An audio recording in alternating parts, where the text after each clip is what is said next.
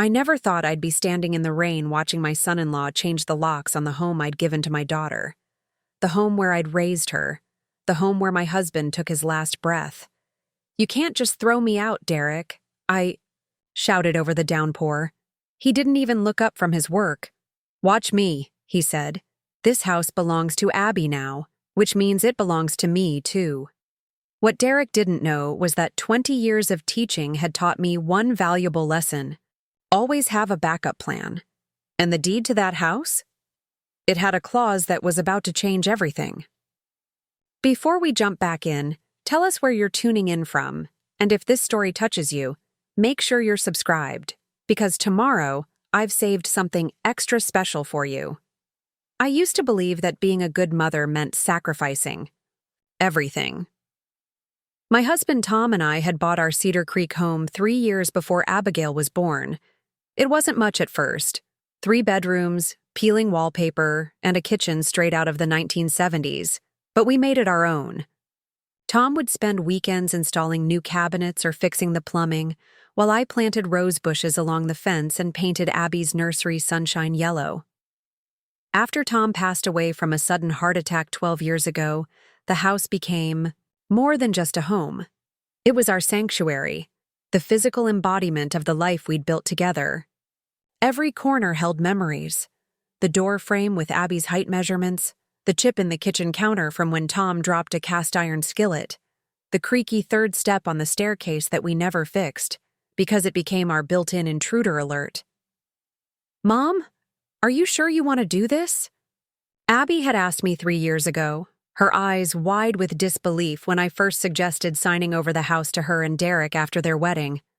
"This is your home." "It's just a house, sweetie," I'd said, though we both knew that wasn't true. "Your father and I always wanted you to have it someday. Besides, it's too big for just me, and you two need the space, especially with Derek's real estate business taking off." What I didn't say was how desperately I wanted to keep them close. How the thought of Abby moving to another state with Derek terrified me. How I'd overheard Derek talking about relocating to Phoenix for better opportunities.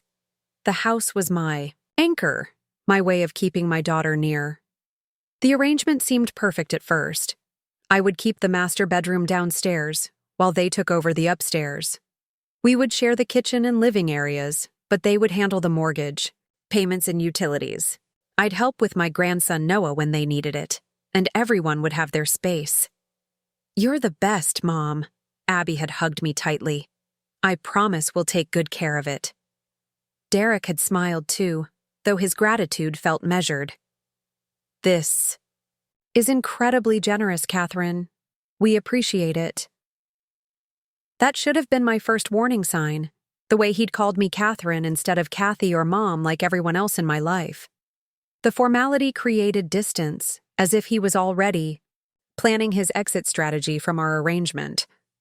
The problems began slowly, almost imperceptibly. First, it was little comments about my decorating choices. "Don't you think it's time to replace these old curtains, Catherine? They make the living room so dark." Then it was rearranging the furniture without asking. "The couch works better facing the other way. It opens up the room." I tried to be accommodating. After all, this was their home now, too. When Derek moved my collection of antique teacups from the dining room hutch to a box in the garage, I bit my tongue.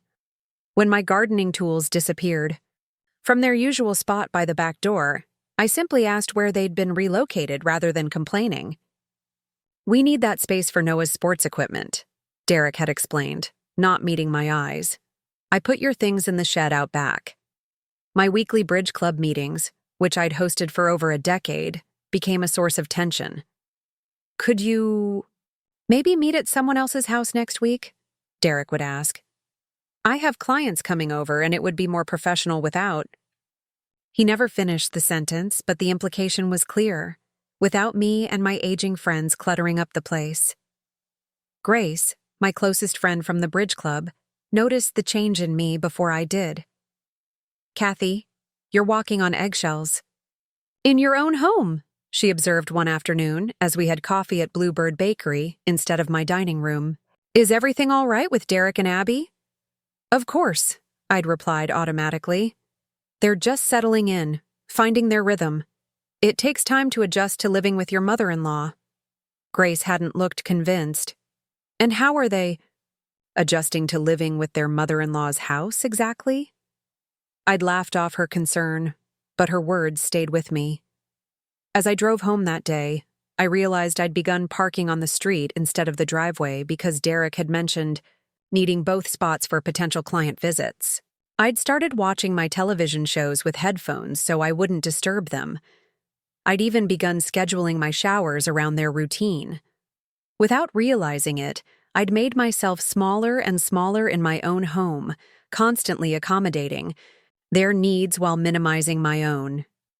The real turning point came 6 months ago, when I came home from volunteering at the Riverside Community Center to find Derek and Abby in a heated discussion that abruptly stopped when I walked in. Is everything okay? I'd asked, setting down my purse on the entryway table, the one piece of furniture that had remained untouched because it had been my grandmother's. Derek and Abby exchanged a look that made my stomach drop. Mom, Abby began, her voice gentle in that way that immediately signals bad news is coming. Derek and I have been talking, and we think it might be time to reconsider our living situation. Reconsider? I repeated, though I understood perfectly what she meant. Derek stepped forward, assuming his professional realtor demeanor. Catherine, we appreciate everything you've done for us, giving us this beautiful home. But Noah's getting older, and he needs more space. We've been thinking about converting your bedroom into a playroom for him. I see. My voice sounded distant to my own ears. And where would I? There's a lovely senior living community. Just 15 minutes from here, Derek continued smoothly, as if he were pitching a property to a client. Oak Ridge Apartments. Very modern. All one-level units. Perfect for someone in your position. My position? I felt my cheeks flush. I'm 63, Derek, not 93. I don't need senior living. Mom, Abby intervened. What Derek means is that it would be easier for you. No stairs, no yard work. People your own age around. People my own age are right here in this neighborhood, I countered. Frank next door, Ellen across the street. My whole bridge club. My whole life is here. It's not that far, Derek insisted. And we'd come visit all the time. The discussion went in circles for weeks. I reminded them of our agreement. They reminded me that the house was legally theirs now. I pointed out how much I helped with Noah. They suggested I could still babysit, just not live with them. Every, conversation ended the same way, with Abby in tears, Derek frustrated, and me feeling increasingly unwelcome in the home I'd built with Tom. I began spending more time at the Riverside Community Center, volunteering additional hours just to be somewhere I felt valued. That's where I met Hector Ramirez, a retired lawyer who taught chess to children on Tuesdays and Thursdays. You look like you're carrying the weight of the world, he commented one afternoon as we were both cleaning up after our respective programs. Something about his kind eyes and direct manner broke through my usual reserve. Before I knew it, I was telling him everything. The house, the arrangement, Derek's increasingly transparent attempts to push me out. Hector listened without interrupting, his expression thoughtful. When I finally ran out of words, he asked a question that changed everything.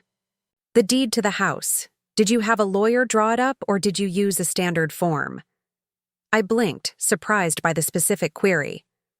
My sister's friend is a lawyer, Samantha Jones. She handled it for me. Hector nodded. And did Samantha suggest any contingencies? Any conditions for the transfer? She did, actually. I remembered the conversation clearly. She thought it was risky to transfer the house outright without protecting myself. She included some clause about right to residence or something similar. Preparing and narrating this story took us a lot of time, so if you are enjoying it, subscribe to our channel. It means a lot to us. Now back to the story. To be honest, I didn't pay much attention at the time. I trusted Abby, You should get a copy of that deed, Hector suggested mildly, just to refresh your memory. That evening, instead of going home, I drove to my sister Eleanor's house.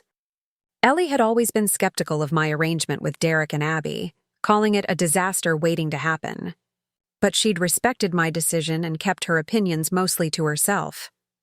So he's finally showing his true colors, she remarked when I explained the situation. I never trusted that man. Too slick by half. Ellie, please. He's still Abby's husband and Noah's father. She waved away my defense. And you're still my sister. Let me call Sam right now. Samantha Jones arrived an hour later with a folder of documents. Her professional demeanor softened when she saw my distress. I wondered when you'd be calling me, she admitted, spreading the papers on Ellie's dining room table. I had concerns from the beginning about this arrangement. You did? I asked, surprised. You never said anything. Client confidentiality, she replied with a small smile. You were determined to give Abby and Derek the house. My job was to protect you as much as possible within the parameters you set. She pointed to a section of the deed highlighted in yellow. This is what you need. I read the legal language slowly, trying to understand the implications. What does this mean exactly? Samantha's smile widened. It means, Kathy, that while you did transfer ownership of the house to Abby and Derek, you retained a life estate for yourself. In plain English, they cannot legally evict you from that property during your lifetime without your consent, regardless of who owns the title. But they've been saying... It doesn't matter what they say, Samantha interrupted gently. What matters is what's legally binding. They either didn't read the fine print, or they're hoping you didn't. A strange feeling washed over me. Part relief, part vindication, and part sadness that it had come to this. What should I do now? Samantha? Close the folder decisively. That depends on what you want. You could assert your legal right to stay in the home. Or you could negotiate a settlement that compensates you fairly for vacating your life estate. Negotiate? I echoed. The life estate has monetary value, she explained. If they want you to leave voluntarily, they should compensate you for that value, enough for you to purchase or rent a comparable home, not just some small apartment in a senior complex. Ellie, who had been uncharacteristically quiet, finally spoke up. You should make them pay, Kathy. They can't just toss you aside like yesterday's newspaper. I took the deed home with me that night, tucked safely in my purse. I didn't mention it to Derek or Abby, not yet. I needed time to think, to decide what I truly wanted. The next morning, I walked into the kitchen to find Derek sitting alone at the island counter, scanning property listings on his laptop. He glanced up briefly, his greeting perfunctory. Good morning, Catherine. There's coffee in the pot. I poured myself a cup, gathering my courage. I've been thinking about what you and Abby have been suggesting. His posture immediately changed, becoming more attentive. About Oak Ridge? I can set up a tour for you this week if you'd like. Actually, I said carefully, I'm not interested in Oak Ridge. If I'm going to move, I'd want something more like this. I slid my phone across the counter, showing a listing for a small but charming bungalow not far from the community center. Derek's eyebrows rose as he noted the price tag. That's quite ambitious, Catherine. The Oak Ridge apartments are much more reasonably priced. For you, perhaps, I replied, maintaining my composure. But I don't think they'd provide the quality of life I've become accustomed to. He frowned, confusion evident on his face. I'm not sure what you're expecting here. We're offering you a solution that makes sense for everyone. For everyone? I echoed, taking a slow sip of my coffee. Or just for you and Abby? You know what I mean, he said dismissively. Change is hard. I understand that. But you need to be realistic. I am being realistic, Derek, I said, pulling the deed from my purse and placing it gently on the counter. Very realistic, in fact. He glanced at the document, irritation flickering across his features. What's this supposed to be? It's our deed, Derek.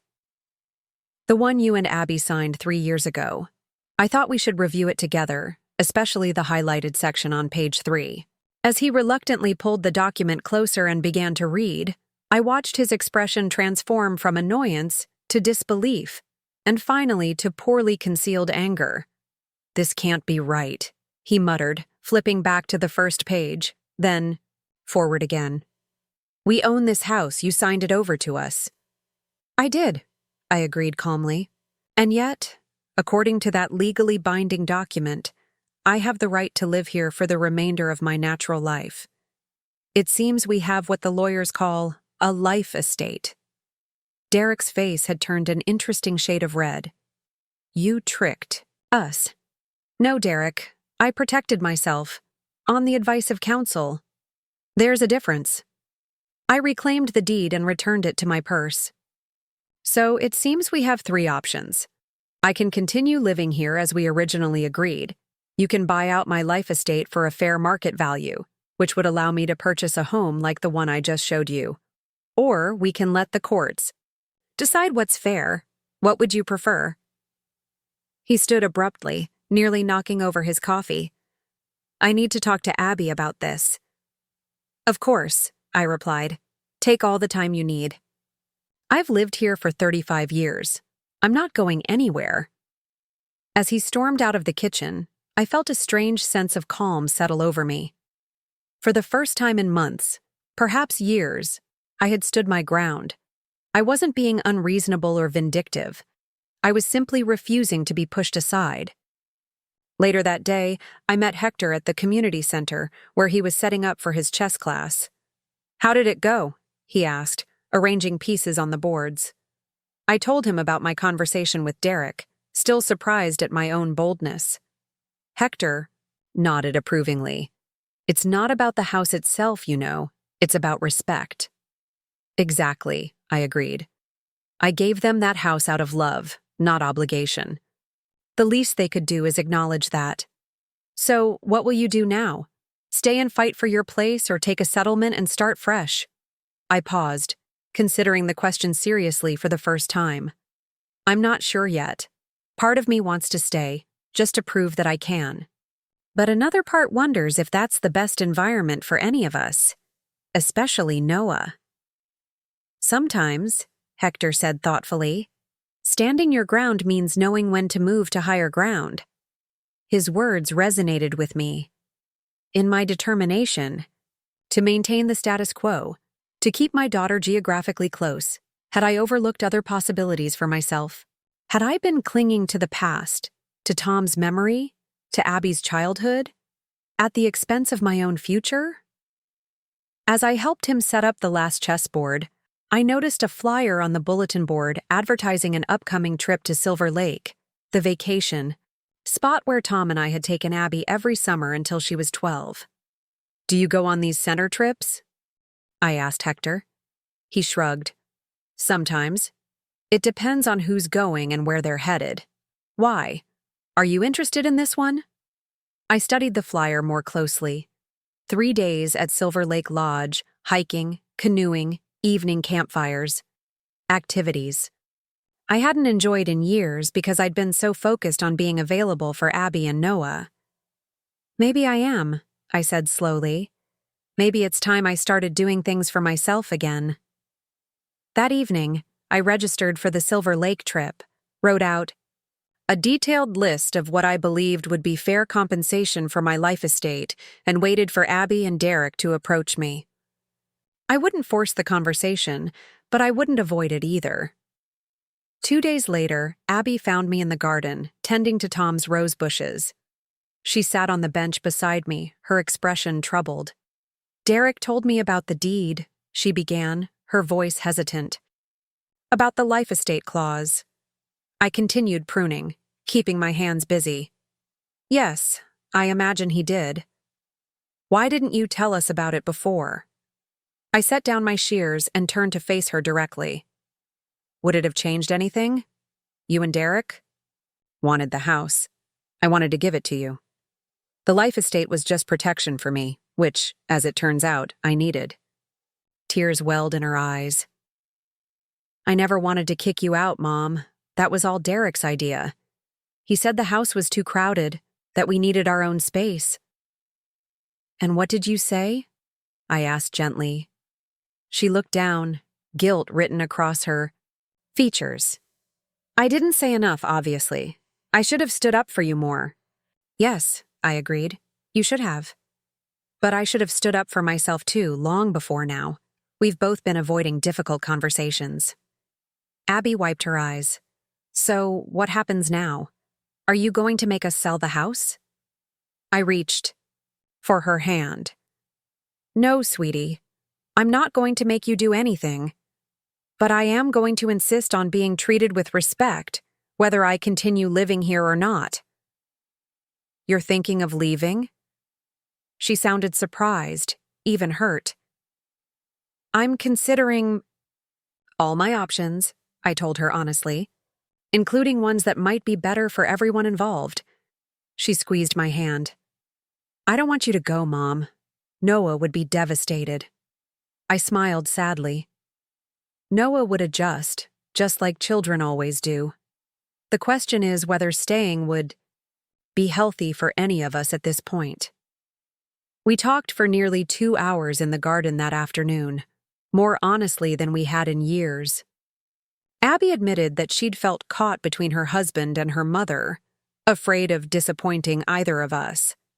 I confessed that I'd used the house as a way to keep her close when I should have been encouraging her independence. Derek wants to make you an offer, she said eventually, for your life estate. He's been researching comparable properties. I'm sure he has, I replied, unsurprised.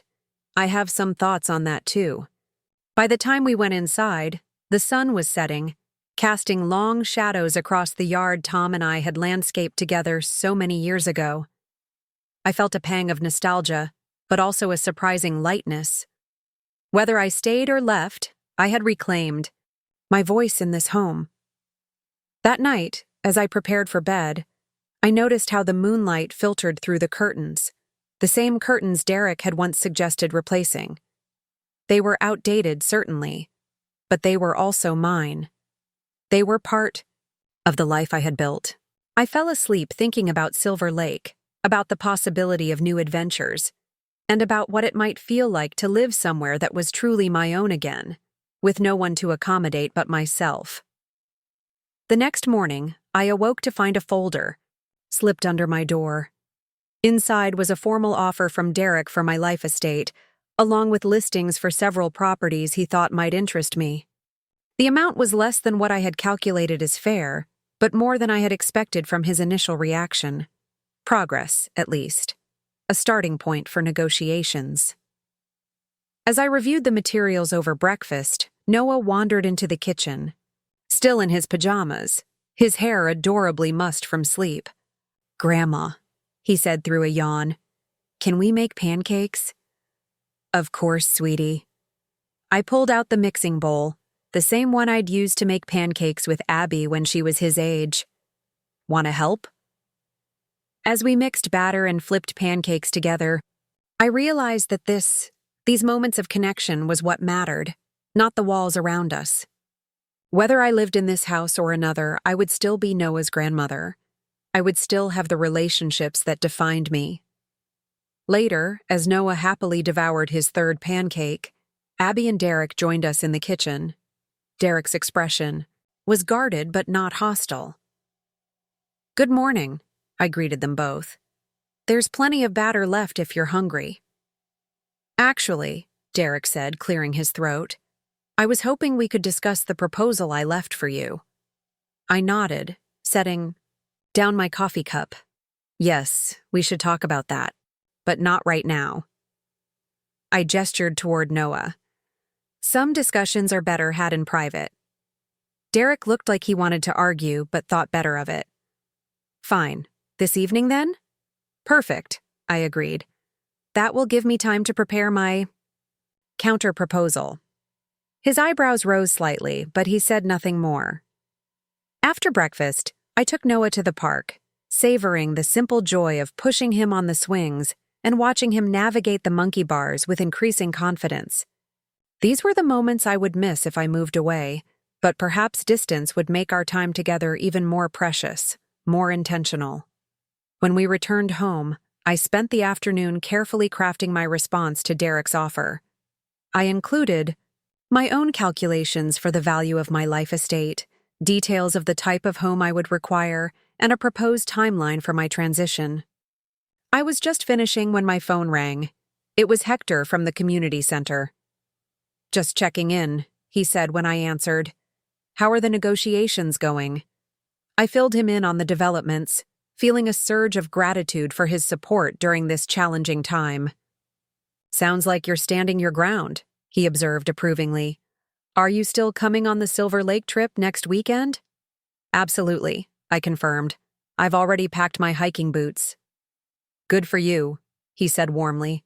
"Sometimes the best way forward is to step away for a bit, gain some perspective."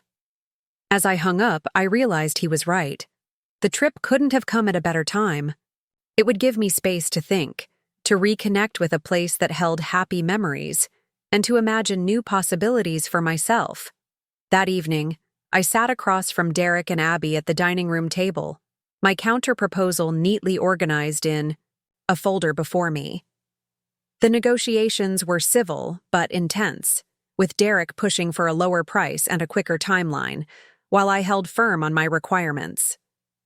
"This isn't just about money," I explained when Derek questioned why my figure was significantly higher than his.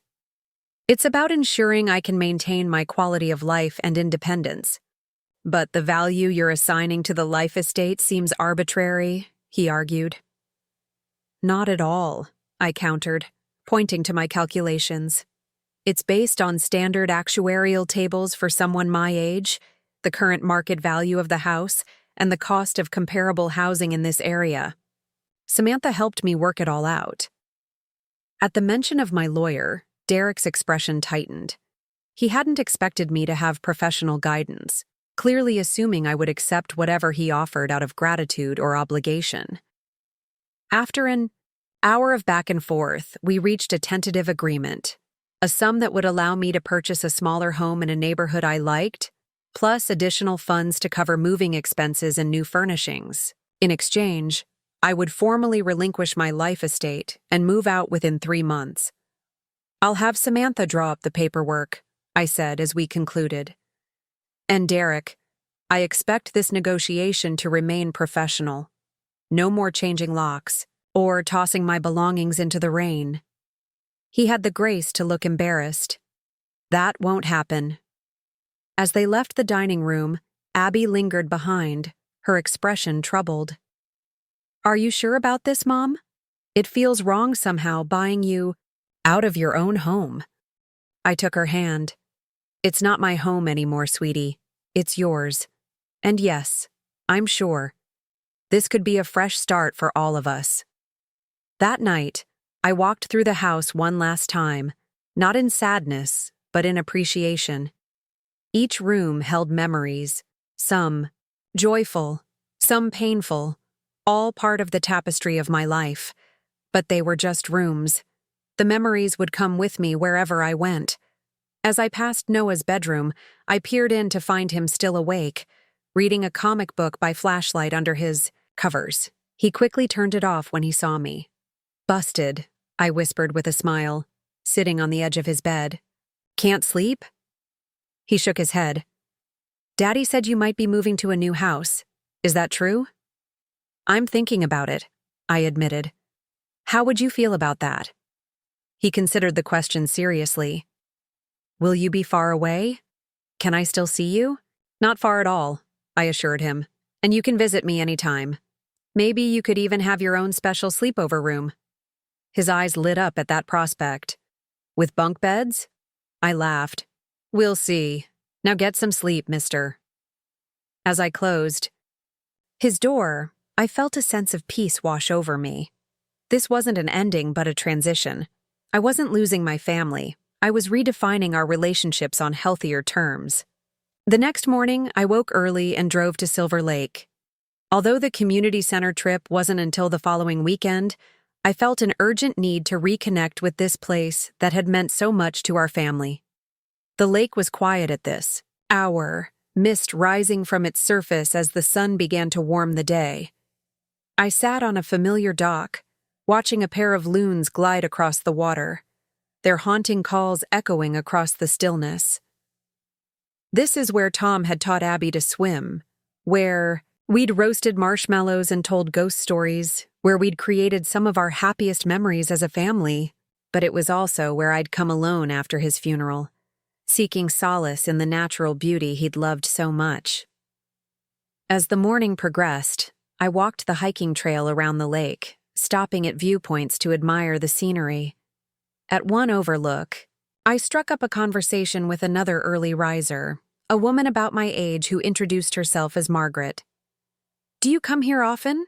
she asked as we both paused to catch our breath. "I used to," I replied. "It was our family vacation spot for many years. I'm just rediscovering it now." We walked together for the remainder of the trail, sharing stories and discovering a mutual love of gardening and mystery novels.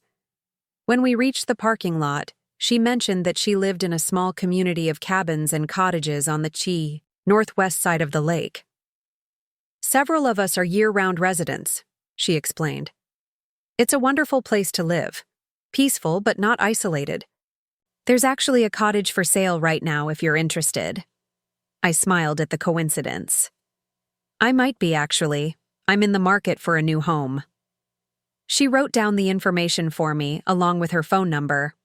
"Call me if you want a neighbor's perspective on the place, or if you just want to continue our conversation sometime." As I drove home that afternoon, my mind was buzzing with new possibilities. A cottage at Silver Lake? It was further from Abby and Noah than I'd planned, about a 45-minute drive, but the idea was undeniably appealing. That evening, I called Samantha to discuss the potential change to our negotiation strategy. "A property at Silver Lake might be more expensive than what we've agreed on with Derek," she warned. "Are you sure you want to reopen those discussions?" "I'm not sure of anything yet," I admitted, "but I'd like to at least look at the cottage before we finalize anything." The next day, I drove back to Silver Lake with a realtor. The cottage was smaller than my current bedroom in the Cedar Creek house, but it was charming. 1 bedroom, 1 bath, with a screened porch overlooking the lake and a small garden plot out back. As I stood on the porch, watching the sunlight dance across the water, I felt a sense of rightness that had been missing from my life for too long. This could be mine. Not something I shared with Derek and Abby, not something I clung to out of obligation or fear, but something entirely my own. Back in Cedar Creek, I revised my counterproposal to Derek, increasing the amount I would need for my life estate to cover the higher cost of the lakeside property. I expected resistance, perhaps even outrage, but to my surprise, he agreed almost immediately. "If that's what you want, Catherine," he said after reviewing the new figures, "we can make it work." I studied his face, suspicious of his sudden generosity. Why the change of heart? He hesitated, then admitted, "There's a development opportunity in this neighborhood. A builder is interested in several properties, including this one. If we sell in the next year, we could make a significant profit." Now it made sense. Derek wasn't being generous. He was being strategic. The house I had loved, that Tom and I had renovated room by room, might soon be demolished to make way for newer, larger homes. Strangely, the revelation didn't upset me as much as it might have a few months ago. The house was just a structure. The love and memories it contained couldn't be bulldozed away. "I see," I said simply. "In that case, I think we have a deal." 2 weeks later, I signed the papers relinquishing my life estate in exchange for a sum that would allow me to purchase the Silver Lake cottage outright, with enough left over for renovations and a modest emergency fund. As Samantha witnessed, "My signature?" she asked.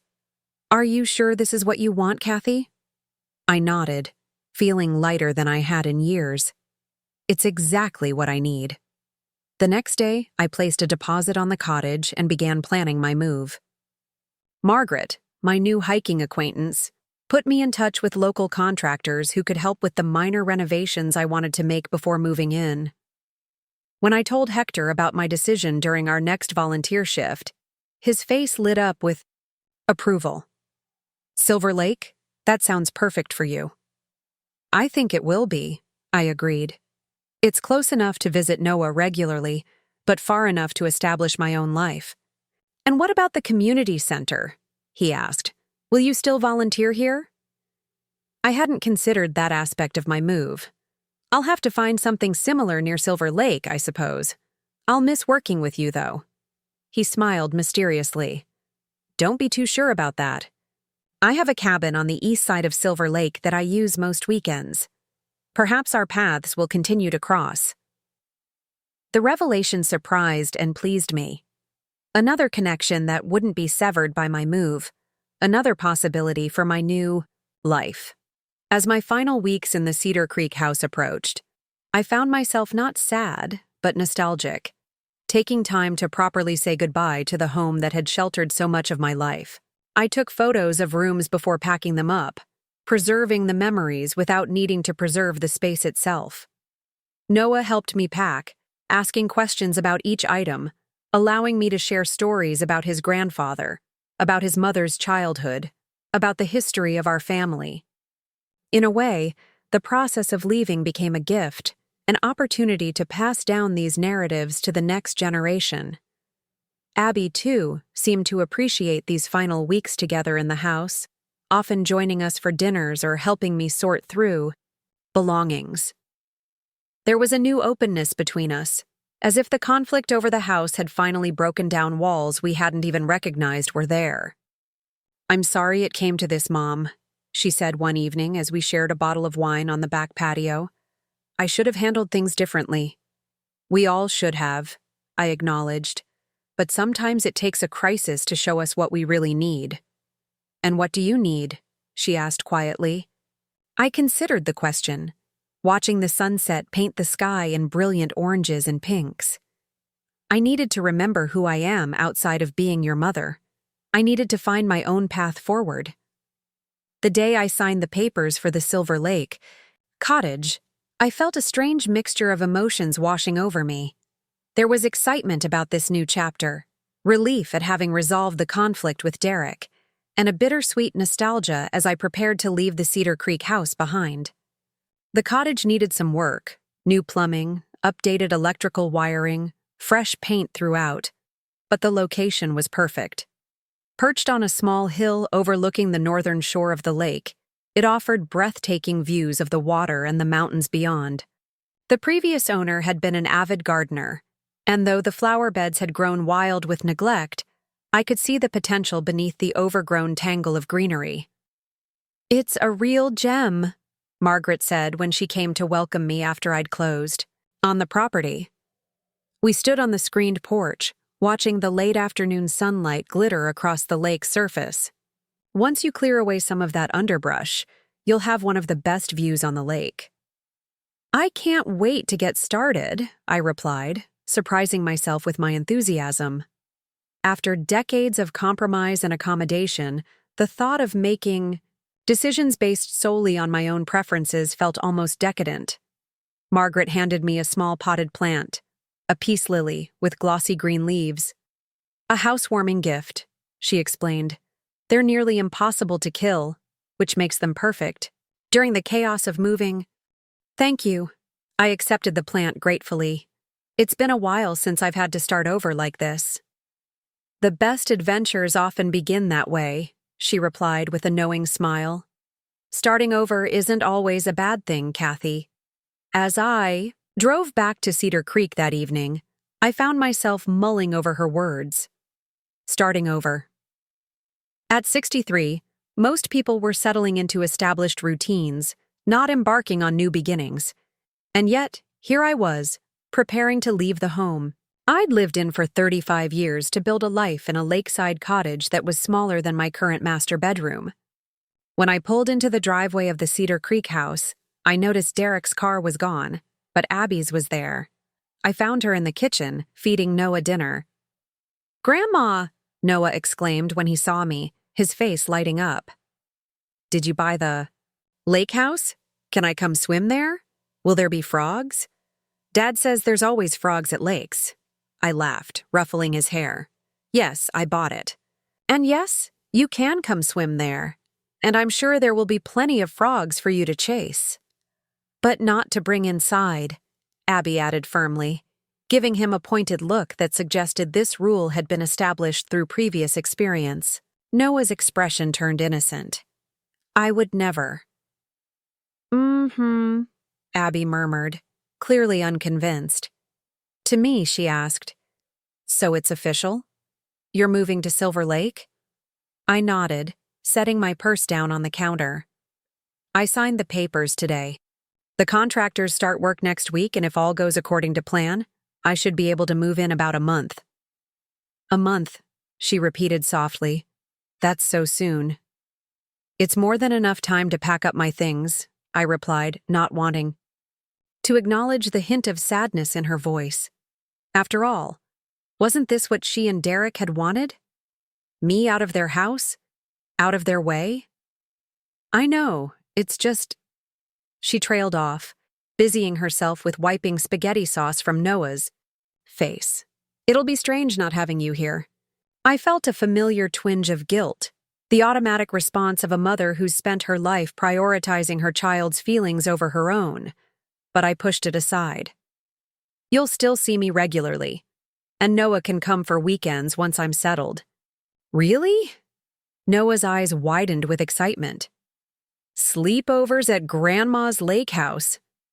"We'll see," Abby said, her tone noncommittal. "It's a long drive, and you have soccer on Saturdays." I bit my tongue, reminding myself that I no longer needed to justify my decisions or negotiate for time with my grandson.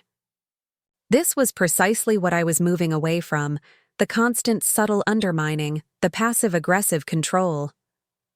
"Well, the invitation stands whenever it works for your schedule," I said lightly. "Now, who wants to help me start packing up my craft supplies? I have a box of chocolate chip cookies that needs taste testers." Noah immediately volunteered, as I knew he would, and the moment of tension passed.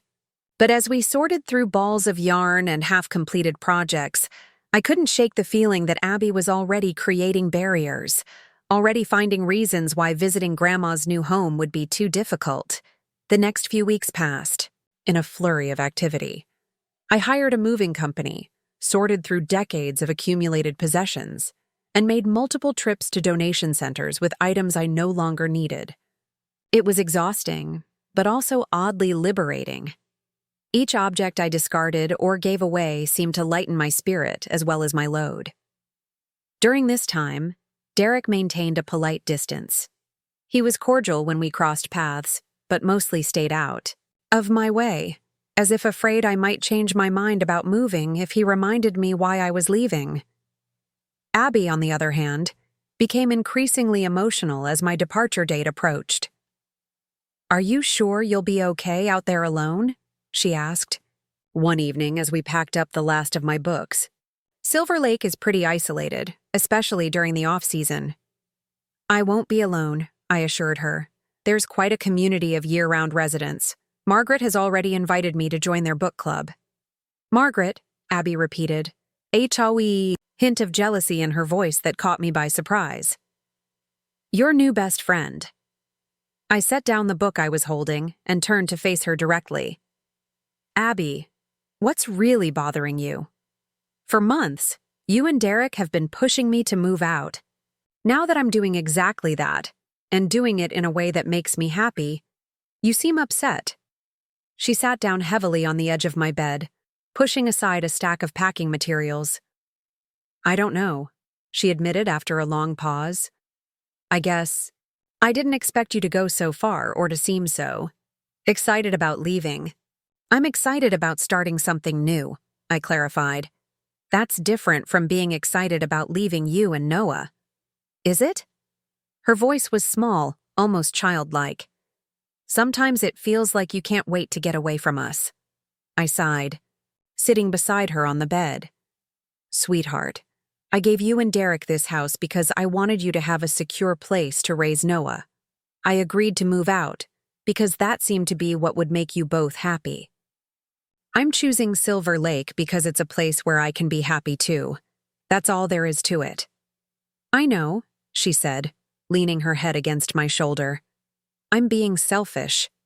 "No," I corrected her gently. "You're being human. Change is hard, even when it's change we think we want." We sat in silence for a moment, the weight of unspoken emotions hanging between us. Finally, Abby straightened up and reached for another empty box. "Let's finish packing these books. And maybe you should keep a shelf free at the cottage for some of Noah's favorites, for when he comes to visit." I smiled, recognizing the olive branch for what it was. "I think that's a wonderful idea." The next day, I received a call from the contractor working on the cottage. "Mrs. Reynolds, we've run into a bit of an issue with the plumbing. The pipes are older than we thought, and we're going to need to replace more of the system than we initially estimated."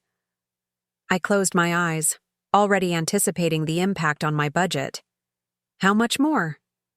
He named a figure that made my stomach clench. It wasn't catastrophic. I had set aside a contingency fund for unexpected expenses, but it would definitely eat into my cushion. "Do we have any alternatives?" I asked, trying to keep the worry from my voice. "We could patch it up." "Temporarily," he offered, "but honestly, that would just be delaying the inevitable. These old cottages, the plumbing is always the first thing to go." I thought about my options. I could dip into my emergency savings, but that felt risky at my age. I could see if the seller would be willing to contribute to the repairs, but I suspected that was a long shot given that I'd already closed on the property. Or I could? No. I wouldn't ask Derek and Abby for more money. The settlement amount had been fair, and I had signed the agreement. Going back to them now would undermine everything I was trying to prove, that I could stand on my own, that I didn't need their charity. "Go ahead with the full replacement," I instructed the contractor. "Just try to keep any other surprises to a minimum, please." After hanging up, I sat at my desk and recalculated my budget. The plumbing issue would stretch my finances tight, but it was manageable if I was careful with my other renovation choices. Perhaps I could refinish the existing kitchen cabinets instead of replacing them. Maybe the bathroom counter could wait until next year. As I adjusted figures in my spreadsheet, I was interrupted by a knock at my bedroom door. It was Derek, an unusual occurrence given his recent habit of avoiding me. "Catherine, do you have a moment?" he asked, hovering awkwardly in the doorway. "Of course," I replied, closing my laptop. "What can I do for you?" He stepped into the room, glancing around at the half-packed boxes with an expression I couldn't quite read. "I wanted to discuss something with you before you leave." "I'm listening." He took a deep breath, as if gathering his courage. "I've been thinking about the property development opportunity I mentioned, the one that involves potentially selling this house." I nodded, waiting for him to continue. "The thing is," he said, "the developer is very interested in several properties on this block, including this one. But they want to move quickly. They're offering above market value if we can close within the next 6 months." "I see," I replied carefully. "And you're telling me this because it would mean tearing down this house," he admitted, "completely demolishing it to make room for a new development. And I wanted to make sure you were okay with that before we committed to anything." I stared at him, genuinely surprised. "You're asking for my permission? The house is legally yours now, Derek. You and Abby can do whatever you want with it." "Legally, yes," he acknowledged. "But ethically? This was your home for decades. You raised Abby here. It feels wrong to make this decision without at least talking to you first." For the first time since I'd known him, Derek appeared genuinely uncomfortable, even vulnerable. It was so out of character that I found myself momentarily speechless. Let me understand, I said finally. You're planning to sell the house to developers who will tear it down, and you want my blessing? He winced slightly at my blunt summary, but nodded. Essentially, yes. I could have made this difficult for him. Part of me wanted to, the part that still resented how he had pushed me out, how he had treated me as an inconvenience rather than family. But as I looked at him standing there, awaiting my judgment, I realized that his asking represented a significant shift. He was acknowledging, perhaps for the first time, that my connection to this house mattered. The house is just a structure. Derek, I said finally, the memories aren't in the walls or the floors. They're in here. I tapped my temple. Do what makes sense for your family's future. You don't need my permission. Relief washed over his features. Thank you, Catherine. That means a lot.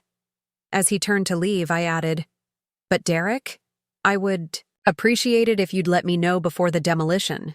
I might want to come by one last time to say goodbye properly. He nodded. Of course. And Catherine, I'm sorry about how things unfolded. I could have handled everything better. It wasn't exactly the full apology I might have hoped for.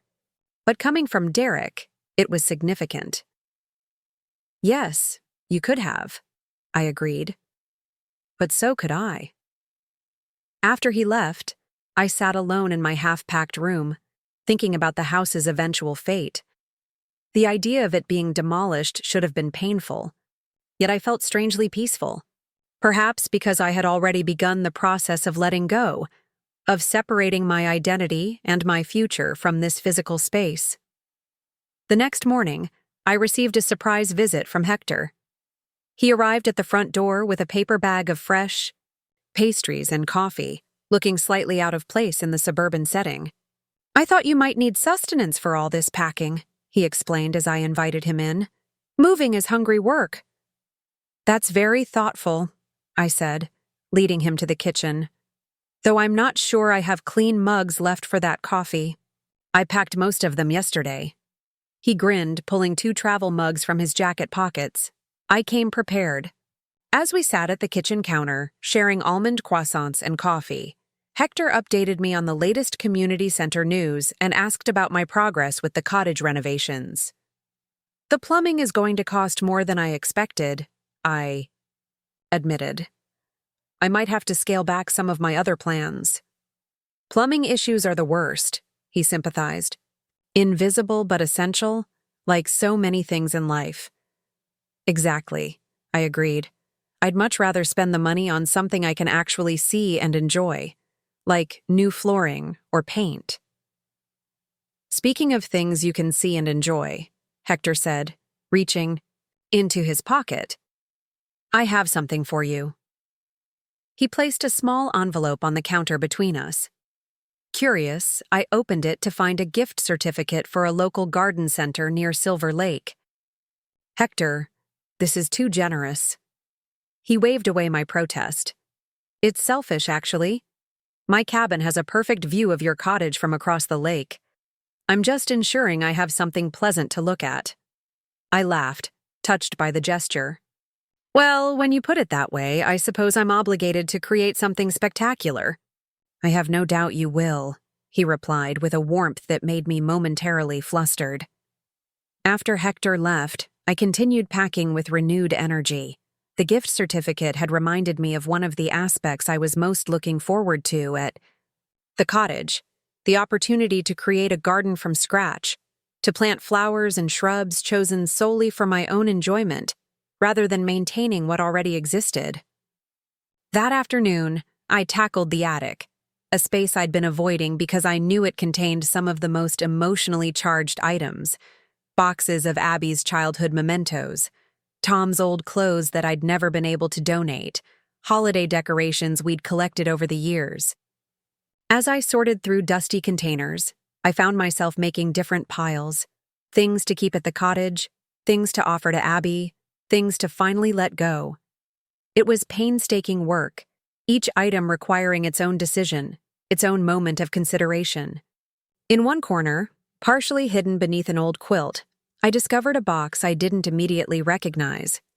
When I opened it, I found dozens of letters bound with faded ribbons, the correspondence between Tom and me during the year we'd been separated before our engagement, when he'd been completing his medical residency in Chicago and I'd been finishing my teaching degree in Boston. I sat cross-legged on the attic floor, dust motes dancing in the slanted afternoon light, and began to read the letters one by one. Tom's handwriting, so familiar yet now so precious in its rarity, filled page after page with observations about his training, questions about my studies, and declarations of love that ranged from sweetly awkward to breathtakingly poetic. One passage in particular caught my attention. I walked by Lake Michigan today and thought of you. There's something about bodies of water that always makes me feel closer to you, even with all these miles between us. Maybe it's because water connects everything eventually. Every lake, every river ultimately flows to the same oceans. So when I touch this water, I'm somehow connected to the water near you. It's a silly thought, perhaps, but it comforts me on days when I miss you most desperately. Tears pricked my eyes as I realized the unintentional symmetry. Here I was, preparing to move to a lakeside cottage, and Tom had found comfort in a lake during our separation. Had some subconscious memory of his words guided me toward Silver Lake? Or was it simply coincidence? One of those meaningless patterns humans are so prone to imposing on random events. Either way, finding the letters felt significant, a gift, from my past self to my present one. I carefully retied the ribbons and placed the box in my keep pile. These would come with me to the cottage, a tangible reminder of the love that had shaped so much of my life. When I finally emerged from the attic hours later, dusty and emotionally drained, I found Abby sitting at the kitchen table, looking troubled. "What's wrong?" I asked, setting down my box of keepsakes. She glanced up, momentarily distracted from her thoughts. "Oh, nothing. Just work stuff." I knew my daughter well enough to recognize when she was being evasive. "Abby," she sighed, relenting. "Derek told me he talked to you about selling the house to the developers." "He did," I confirmed, pouring myself a glass of water. The attic had been hot and dry. "And you're really okay with it? With them tearing down your home?" I considered her question carefully. "I'm okay with you and Derek making whatever decision is best for your family. If selling to the developers makes financial sense, then you should do it." "But this house means so much to you," she pressed. "All those memories of Dad, of my childhood." "The memories aren't in the physical structure," I repeated what I'd told Derek. "Besides, I'm taking plenty of tangible reminders with me." I gestured to the box I'd just brought down. "Look what I found in the attic. All the letters. Your father and I wrote to each other the year before we got engaged." Her expression softened. "Really? Can I read them?" "Some of them," I said with a smile. "Others are a bit too personal." She laughed, the tension momentarily broken. "Fair enough. I'm not sure I want to read my parents' love letters anyway." I sat down across from her. "Abby, what's really bothering you about selling the house? Is it concern for me? Or is it something else?" She traced a pattern on the tabletop with her finger, avoiding my gaze. "I guess I hate the idea of strangers living here, even before the demolition. And once they tear it down, there will be nothing left of our history here." "You could take pictures," I suggested gently. "Document every room, every detail you want to remember. And perhaps save a few physical pieces, the carved newel post, from the staircase, the stained glass window in the upstairs bathroom, things you could incorporate into your next home." "Our next home," she repeated quietly. "That's another thing. Derek is talking about using the money from the sale to move to Phoenix, after all. He says with the housing market there, we could afford something much larger." Ah, now we were getting to the heart of the matter. "And you don't want to move to Phoenix?" She shook her head. "My job is here. Noah's school, our friends. Everything is here? But Derek says it's a once-in-a-lifetime opportunity. The development company he's been talking to has connections in Phoenix. Potential clients waiting. I felt a familiar sinking sensation in my stomach. History seemed to be repeating itself. Derek making unilateral decisions about their future. Abby feeling pressured to agree. "What do you want, Abby?" I asked directly. She looked startled by the question. "What do you mean?" "I mean exactly that. Setting aside Derek's preferences, what do you want? If you could make this decision solely based on your own desires, what would you choose?" She blinked rapidly, as if the concept was entirely foreign to her. I don't know. I haven't really thought about it that way." "Perhaps you should," I suggested, "before you agree to uproot your entire life." "But couples are supposed to compromise," she argued weakly. "Marriage is about give and take." "Yes," I agreed, "but compromise means both people adjust their expectations, not one person consistently giving in to the other's demands. Your father and I compromised plenty, but we always made major life decisions together, as equals." She fell silent, absorbing my words. Finally, she asked in a small voice, "How do I even start that conversation with Derek? He's already so excited about Phoenix." "You start by knowing what you want," I said firmly. "You can't negotiate effectively if you don't know your own bottom line." As I watched her struggling with this concept, the idea that her preferences deserved equal weight in their marriage, I realized how much my own behavior might have influenced her. Had my years of accommodation, of prioritizing family harmony, over my own needs, taught her that a woman's role was to adapt, to bend, to make things work at any personal cost? The thought was deeply uncomfortable. I had always prided myself on being a strong role model for my daughter, but perhaps my strength had been most visible in endurance rather than self-advocacy. "Mom," Abby said, interrupting my self-reflection, "I don't want you to move so far away, especially if there's a chance we might end up in Phoenix." "Silver Lake is only 45 minutes from here," I reminded her. "And Phoenix is just a plane ride away. We'll make it work, sweetheart." "But it won't be the same," she insisted. "We won't be able to just drop by for dinner or have you pick up Noah from school when we're running late." "No," I acknowledged. "It won't be the same, but different doesn't have to mean worse. Maybe having some distance will help us appreciate the time we do spend together even more." She didn't look convinced, but she didn't argue further. After a moment, she stood up and straightened her shoulders in a gesture so reminiscent of Tom that it made my heart ache. "I should go check on Noah. He's supposed to be doing his homework, but he's probably built a fort out of his textbooks instead." After she left, I remained at the kitchen table, thinking about our conversation. My relationship with Abby was shifting, evolving from the straightforward mother-daughter dynamic of her childhood into something more complex.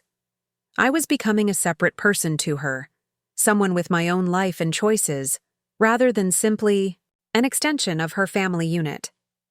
It was a necessary transition, but not an easy one. The next week passed in a blur of practical tasks, finalizing arrangements with the moving company, transferring utilities, setting up mail forwarding.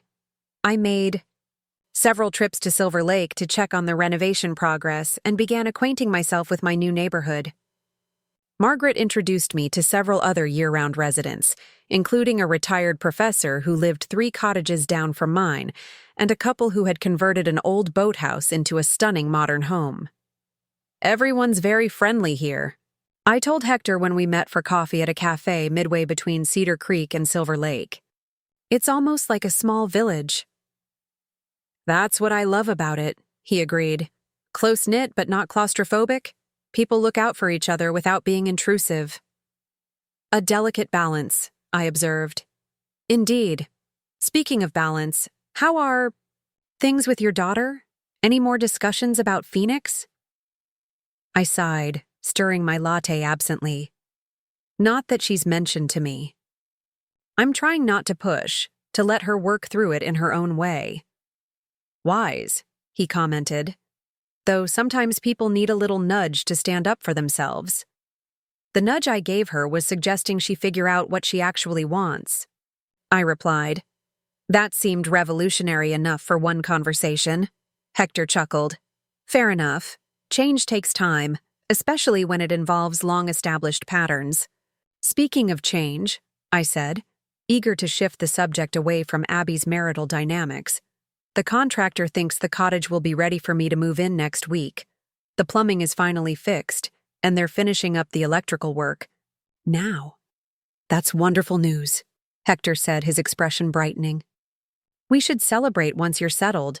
Perhaps a housewarming dinner? I make an excellent paella.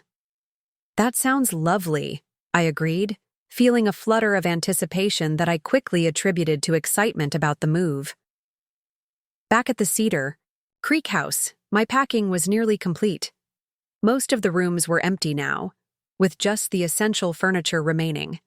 The space echoed in a way it never had before, as if it was already preparing for its new occupants, or perhaps for its eventual demolition. One evening, as I was labeling the final boxes in the garage, Derek appeared in the doorway. His expression was uncharacteristically hesitant. Catherine, may I speak with you for a moment? I set down my marker. Of course. He stepped into the garage, hands in his pockets. I wanted to let you know that Abby and I have been talking about the Phoenix opportunity. Oh? I kept my tone neutral, not wanting to reveal that Abby had already shared her concerns with me. Yes, and we've decided that the timing isn't right. We're going to stay in Cedar Creek, at least for the next few years. I couldn't hide my surprise. That's quite a change from what you were considering before. He nodded, an odd mix of emotions crossing his face. Abby made some compelling points about Noah's education and her career. And frankly, after our conversation about the house, I've been doing some thinking of my own. What kind of thinking? I asked, genuinely curious about this new, more reflective Derek. He shifted his weight, clearly uncomfortable with the direction of the conversation but determined to continue, about how I sometimes push for what I want without fully considering other perspectives, about how I can be inflexible. I bit back the urge to agree emphatically. Self-awareness is valuable, I said instead. Anyway, he continued, we are still planning to sell to the developers, but we'll be looking for a new home in this area rather than relocating. I think that's a wise decision, I replied. Noah will benefit from the stability. Derek nodded, then added with visible effort, and it means you won't be quite so far from Abby and Noah. I know that's important to all of you. The acknowledgement, simple as it was, felt significant. Thank you, Derek. That means a lot to me. He cleared his throat, clearly reaching the limit of his comfort with emotional conversation. Well, I'll let you get back to your packing. Let us know if you need any help with the final move. After he left, I sat among my boxes, reflecting on the unexpected turn our family dynamics had taken. Derek, showing consideration for others' feelings. Abby, apparently standing up for her preferences. Me, creating a new life independent of them both. It wasn't what any of us had anticipated a few months ago, but perhaps it was exactly what we all needed. The day before my scheduled move, I walked through the empty house one final time. Each room held echoes of the life I'd lived there. Tom and I bringing newborn Abby home, birthday parties in the dining room, quiet evenings reading by the living room fireplace, thunderstorms watched from the front porch swing. In my old bedroom, now stripped of all personal touches, I paused by the window that overlooked the backyard. The rosebushes Tom and I had planted 3 decades ago were blooming, their pink and yellow blossoms bright against the green lawn. I had taken cuttings from several of them, hoping to propagate them at the cottage. A small piece of our shared past to bring into my new future. Mom? Abby's voice came from the doorway. The moving truck is here. I turned away from the window, ready to embrace whatever came next. I'm coming. As I stepped out of the bedroom, I glanced back one last time, not at the empty space itself, but at the woman I had been while living there. Wife, mother, caretaker. Those roles would always be part of me, but they would no longer define me completely. At Silver Lake, I would discover who else I could be. Goodbye, I whispered. Though whether to the house or to that former self, I wasn't entirely sure. Then I closed the door and walked toward my waiting family, toward the moving truck, toward the next chapter of my life. The drive to Silver Lake felt ceremonial somehow, my car packed with the last of my personal belongings, following the moving truck that carried the furniture and boxes I'd selected for my new home. Noah had insisted on riding with me to keep Grandma company, a gesture that filled my heart. "Will you have a boat at your lake house?" he asked as we wound along the road that curved through thick forests before opening up to lake vistas. "Dad says people who live on lakes have boats." "Not right away," I told him. "But maybe someday. Would you like that?" "Yes." His enthusiasm was contagious. We could go fishing and look for treasure. "Treasure?" I repeated, amused. "Dad says lakes sometimes have treasure at the bottom. Old coins and stuff from shipwrecks." I decided not to correct his understanding of maritime archaeology. "Well, Silver Lake isn't very deep, but we can certainly look." As we crested the final hill, the lake came into view, its surface glittering in the midday sun. "There it is," I said, feeling a surge of excitement. "My new home." Noah pressed his face against the window. "It's beautiful, Grandma." "Yes," I agreed, taking in the panoramic vista. "Yes, it is." When we pulled up to the cottage, I was surprised to see several people waiting on the porch. Margaret, the retired professor she'd introduced me to, and Hector, all holding welcome signs and a basket of what appeared to be local goods. "What's this?" I asked as I stepped out of the car. "A proper welcome to the neighborhood," Margaret explained, coming forward to hug me. "Everyone brings something useful for a new lake resident." I was touched by the gesture, this tangible demonstration of community. Abby and Derek arrived moments later, and together we all helped direct the movers, deciding which pieces should go where in the cottage's compact layout. By late afternoon, the bulk of the work was done. Furniture was in place, though boxes remained stacked in corners. Margaret and her friends had departed after extracting a promise that I'd attend the community potluck that weekend. Derek had taken Noah down to explore the shoreline, leaving Abby and me alone in what was now my kitchen.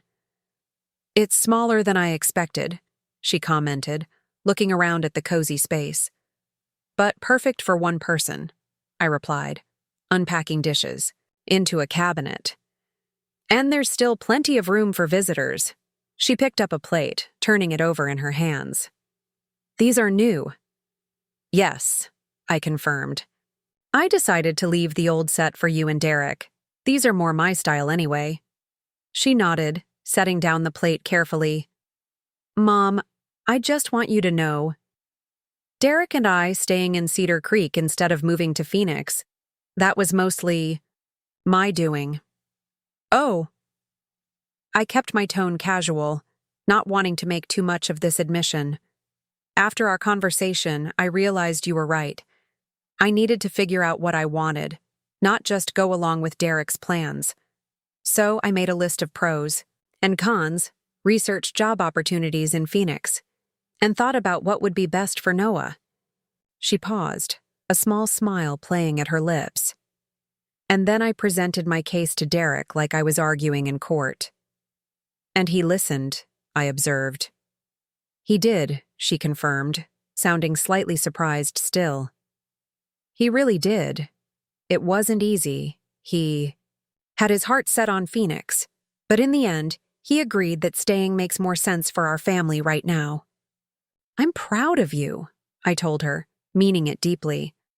"Standing up for yourself isn't always easy, especially with someone as strong-willed as Derek." "I had a good teacher," she replied, giving me a meaningful look. even if it took me a while to learn the lesson. Before I could respond, Noah burst through the door, his sneakers muddy and his face alight with excitement. "Grandma, there's a family of ducks right by your dock, and Dad says there's a place where we can rent canoes. Can we go tomorrow, please?" I laughed at his enthusiasm. "We'll see. We've got a lot of unpacking to do first." "I'll help," he promised solemnly. "I'm very good at opening boxes." "Then I'm very lucky to have your assistance," I told him, ruffling his hair affectionately. As the evening progressed, we ordered pizza and ate it on the screened porch, watching the sunset paint the lake in shades of gold and crimson. Derek, who had been quiet for most of the day, finally spoke up. "You've got a beautiful spot here. Catherine, very peaceful." "Thank you," I replied, surprised by the genuine admiration in his voice. "I think I'm going to be very happy here." "I'm sure you will be," he said, and for once there was no trace of condescension in his tone. When they finally prepared to leave, Noah was reluctant to go. "Can I stay with Grandma tonight, please? I want to see the lake in the morning." "Not tonight, buddy," Derek told him firmly. "Grandma needs to settle in, but we'll come back soon." "Very soon," Abby emphasized, giving me a quick hug. "Call if you need anything, Mom. Anything at all." I assured them I would be fine and waved from the porch as their car disappeared down the lane. Then, for the first time, I was truly alone in my new home. The cottage felt different with everyone gone. Quieter, more I woke to sunlight streaming through unfamiliar curtains, momentarily disoriented before remembering where I was. Silver Lake. My cottage. My new life. The realization brought a smile to my face as I stretched and got out of bed, eager to experience my first full day as a lake resident. The morning air was crisp and carried the scent of pine when I stepped onto the screened porch with my coffee. Mist hovered over the water's surface, giving the landscape an almost mystical quality. A loon called somewhere in the distance, its haunting cry echoing across the lake. I wrapped my hands around my warm mug and simply observed, absorbing the peaceful scene. This was what I had been missing in Cedar Creek without even realizing. Its space to breathe, to think, to simply exist without constantly accommodating others. The cottage was far from perfect. Boxes still needed unpacking, furniture arranging, pictures hanging. But it was mine in a way the Cedar Creek house hadn't been for years. After finishing my coffee, I changed into comfortable clothes and spent the morning organizing the kitchen and setting up my bedroom. Around noon, a knock at the door startled me from my task of lining shelves. "Just me," called Margaret's cheerful voice. "Thought you might need help unpacking, or a break from it." I opened the door to find her holding a picnic basket and wearing a wide-brimmed sun hat. "I vote for a break," I said, suddenly aware of how hungry I was. "I haven't stopped since sunrise." "Perfect timing, then. I've brought lunch, and I thought we might eat down by your dock. It's such a glorious dinyam." We carried the basket and a couple of folding chairs to the small wooden dock that extended from my property into the lake.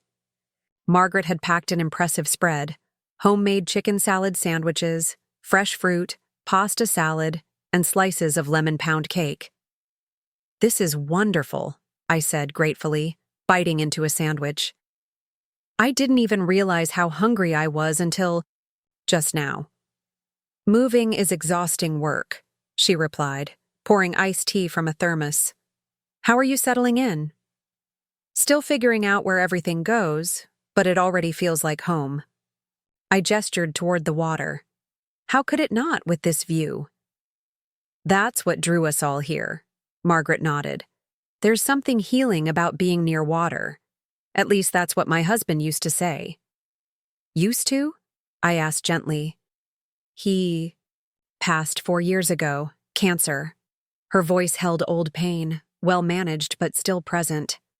"We retired here together, had 5 wonderful years, and then—" She shrugged, a small, eloquent gesture. Life happens. I'm sorry, I said, thinking of Tom. My husband's been gone 12 years now. Heart attack. It never stops being strange, does it? Living without them. No, she agreed. But it gets different. Not easier exactly, but more familiar. We sat in companionable silence for a moment, two widows understanding each other without need for further words. Then Margaret brightened. So, you've met Hector? I felt a flush rise to my cheeks at her tone. Yes, we volunteered at the same community center in Cedar Creek. He's quite the catch, you know. Half the widows and divorcees at Silver Lake have tried their luck. Margaret, I protested, laughing. He's just a friend. Of course, she replied with exaggerated innocence. I'm just saying, if you were looking for more than friendship, you could do worse. He's kind, intelligent, still has all his hair. I'm not looking for anything, I insisted, though her words stirred something I hadn't considered before. I've been on my own for over a decade. I'm used to it. Being used to something doesn't mean it's what you want, she observed shrewdly. But I'll stop meddling, for now. We finished our lunch with lighter conversation about the lake community, who lived where, which local shops were best, when the seasonal residents typically arrived and departed. It was exactly the kind of practical information I needed, and I was grateful for Margaret's willingness to share it. After she left, I returned to unpacking with renewed energy. By evening, I had made significant progress, transforming the impersonal spaces into rooms that reflected my taste and personality. I hung Tom's favorite landscape painting in the living room, arranged my collection of novels on the built-in bookshelves, and placed my grandmother's antique clock on the mantel above the small fireplace. Just as I was debating whether to continue, working or call it a day, my phone rang. It was Abby. Mom, how's it going? We wanted to check in and see how your first day went. Wonderfully, I replied truthfully. Margaret brought lunch. I've unpacked most of the essentials, and the lake is even more beautiful than I remembered. That's great, she said, though I detected a hint of something, worry, wistfulness, in her voice. Noah wants to say goodnight. He's been talking about the ducks all day. Noah's excited voice came through the phone. Grandma, did you see the ducks today? Are they still there? Dad says maybe they have babies. I smiled at his enthusiasm. I haven't been down to check on them yet, but I'll look first thing tomorrow and give you a full report. Promise? He asked solemnly. Duck's honor, I replied, earning a giggle from him. After we hung up, I made myself a simple dinner and ate it on the porch, watching the sunset transform the lake once again. The colors were even more spectacular than the previous evening, deep purples and fiery oranges reflecting off the water's surface. As darkness fell, stars appeared, more numerous and brilliant than I could ever see in Cedar Creek with its streetlights and house lights. I sat long after my plate was empty, simply soaking in the peace and beauty of my new environment. A profound sense of contentment washed over me. For the first time in longer than I could remember, I felt truly at ease, as if I had found exactly where I was meant to be. The next morning, true to my promise, I checked on the duck family before breakfast. They were indeed still there, a mother and 6 fuzzy ducklings paddling near the shore. I took several photos to send to Noah and spent a few minutes observing their synchronized movements across the water. As I turned to head back to the cottage, I spotted Hector walking along the shoreline path that connected several of the properties. He waved when he saw me, changing direction to approach my dock. Good morning, he called. Checking on the local wildlife? Fulfilling a promise to my grandson, I explained, showing him the duck photos on my phone. He was quite taken with them yesterday. Ah, the mallard family. They nest here every year, according to my neighbor. The mother always brings her ducklings to this same stretch of shoreline. He studied the photos approvingly. You've got a good eye for composition. Just lucky, I demurred. The subjects made it easy. He glanced at his watch. Are you free this evening? The sunset from my side of the lake offers a different perspective. I thought you might enjoy seeing it. Perhaps with dinner? I did promise you my paella. The invitation sent a flutter through my stomach that I resolutely ignored. That sounds lovely, thank you. Great. Shall we say 6:30? I'm in the cabin with the blue trim just around that point. He gestured to a wooded peninsula that jutted into the lake to the east of my property. I'll look forward to it, I replied, surprised by how much I meant it. After Hector continued on his way, I returned to the cottage and resumed my unpacking efforts. By midday, most of the boxes were empty, their contents finding new homes throughout the small space. I took a break to explore the overgrown garden, making mental notes about areas to clear first and plants worth salvaging. The previous owner had clearly been an enthusiastic but somewhat haphazard gardener. Perennial flowers grew alongside herbs and even some vegetables, with little apparent organization. But there was charm in the wildness, and many of the plants were healthy despite the neglect. With some pruning and reshaping, the garden could become something special. The garden shed, when I finally located it behind a tangle of blackberry bushes, was a pleasant surprise. Though dusty and cobwebbed, it contained a treasure trove of good quality tools, clay pots in various sizes, and even some seed packets that might still be viable. I spent an hour sorting through the contents, mentally planning my first gardening projects. By late afternoon, I was pleasantly tired and decided to take a break before preparing for dinner at Hector's. I showered, washing away the garden dirt, and then stood before my newly organized closet, facing an unexpected dilemma. What does one wear to a neighbor's dinner at a lake cabin? I finally settled on navy linen pants and a soft blue blouse that Tom had always said matched my eyes. Simple gold earrings and a touch of lipstick completed the look. Casual but put together. As I studied my reflection, I realized I was actually nervous, which seemed ridiculous. This wasn't a date. It was simply dinner with a friend. Following Hector's directions, I walked along the shoreline path rather than taking my car. The evening was mild, with just enough breeze to keep mosquitoes at bay. The path wound through trees and occasionally crossed private property, but Hector had assured me that lakeside residents were accustomed to neighbors passing through on the trail. His cabin came into view as I rounded the wooded point, a charming structure with weathered cedar siding and the promised blue trim. It was larger than my cottage, with a wraparound deck that offered panoramic lake views. Hector was on the deck when I arrived, tending to something on a portable burner. "Right on time," he called when he spotted me on the path. "Come on up. The paella is almost ready." The deck was comfortably furnished with Adirondack chairs, a small dining table already set for two, and container gardens overflowing with herbs and flowers. The promised view was indeed spectacular. From this angle, I could see the entire sweep of the lake, including my own cottage on the opposite shore. "This is breathtaking," I said, accepting the glass of wine he offered. "One of the benefits of being on the west side of the lake," he agreed. "Sunset views every evening. Though I have to say, your position offers better sunrise vistas." "I noticed that this morning," I nodded, though I was too busy duck watching to fully appreciate it. Hector gestured to the table. "Shall we? It's best served hot." The paella was exquisite. Saffron-infused rice studded with plump shrimp, tender chunks of chicken, and colorful vegetables. He'd also prepared a simple green salad and warmed a loaf of crusty bread. "This is incredible," I said after my first bite. "Where did you learn to cook like this?" "My mother was Spanish," he explained.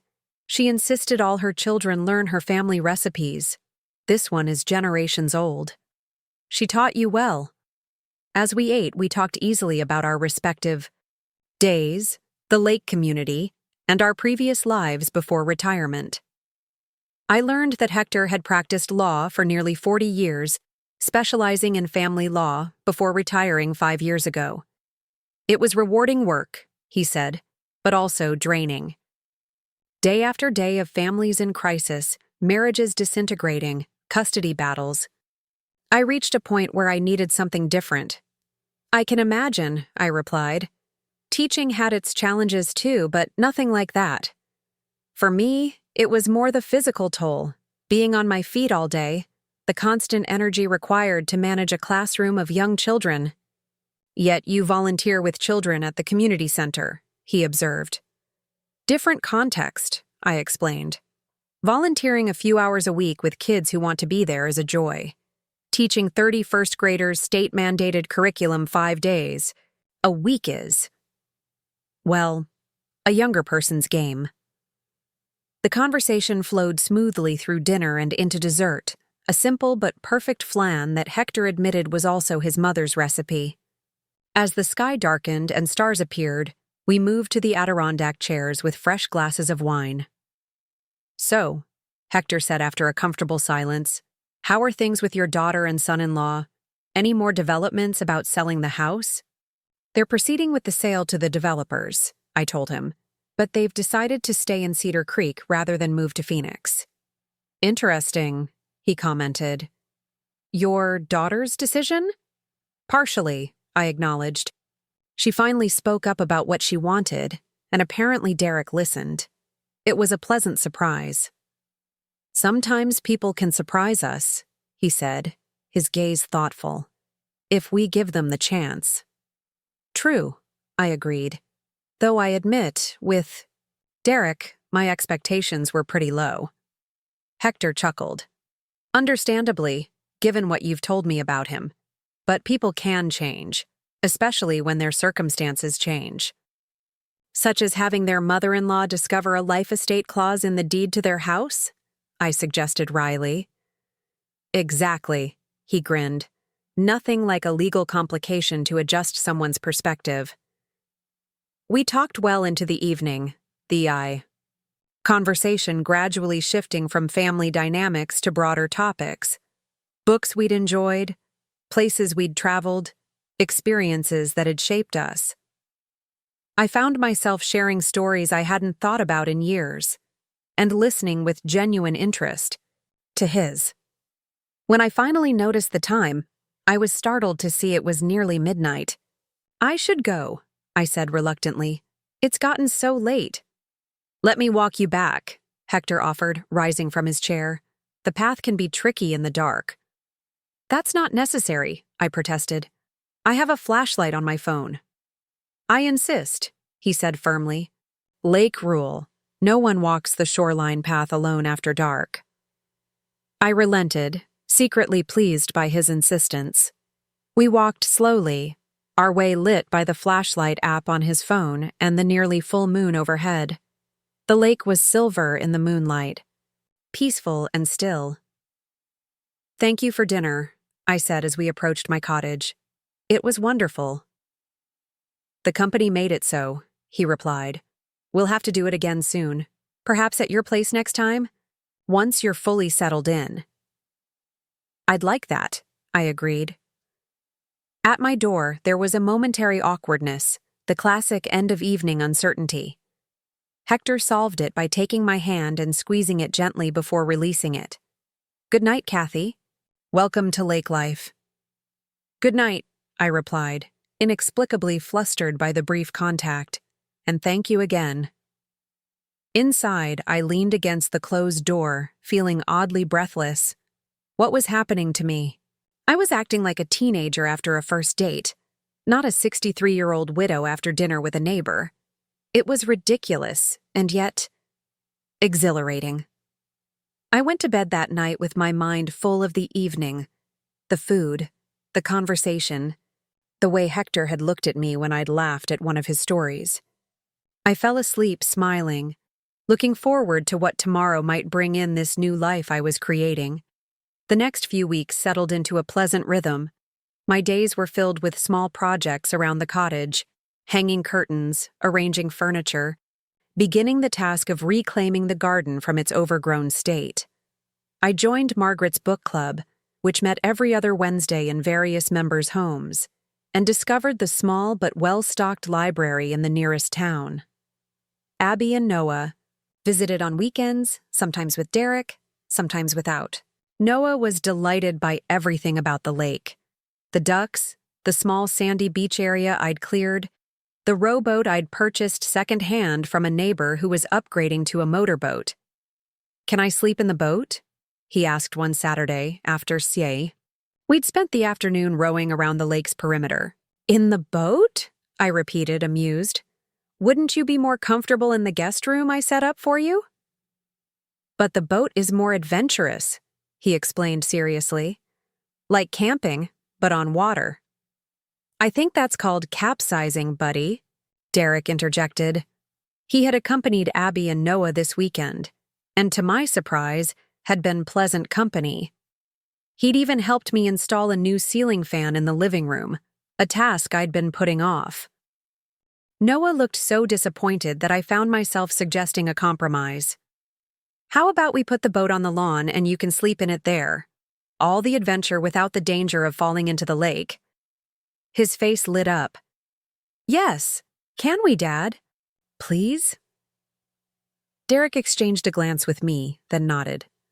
"All right, but only if you promise to actually sleep, not stay up all night counting stars or whatever scheme you're hatching." Later that evening, after we'd set up the boat with sleeping bags and pillows on the lawn, Derek joined me on the porch while Abby supervised Noah's bedtime preparations. "This place suits you," he observed, gesturing to the cottage and lake beyond. "You seem different here." "Different how?" I asked, curious about his perception.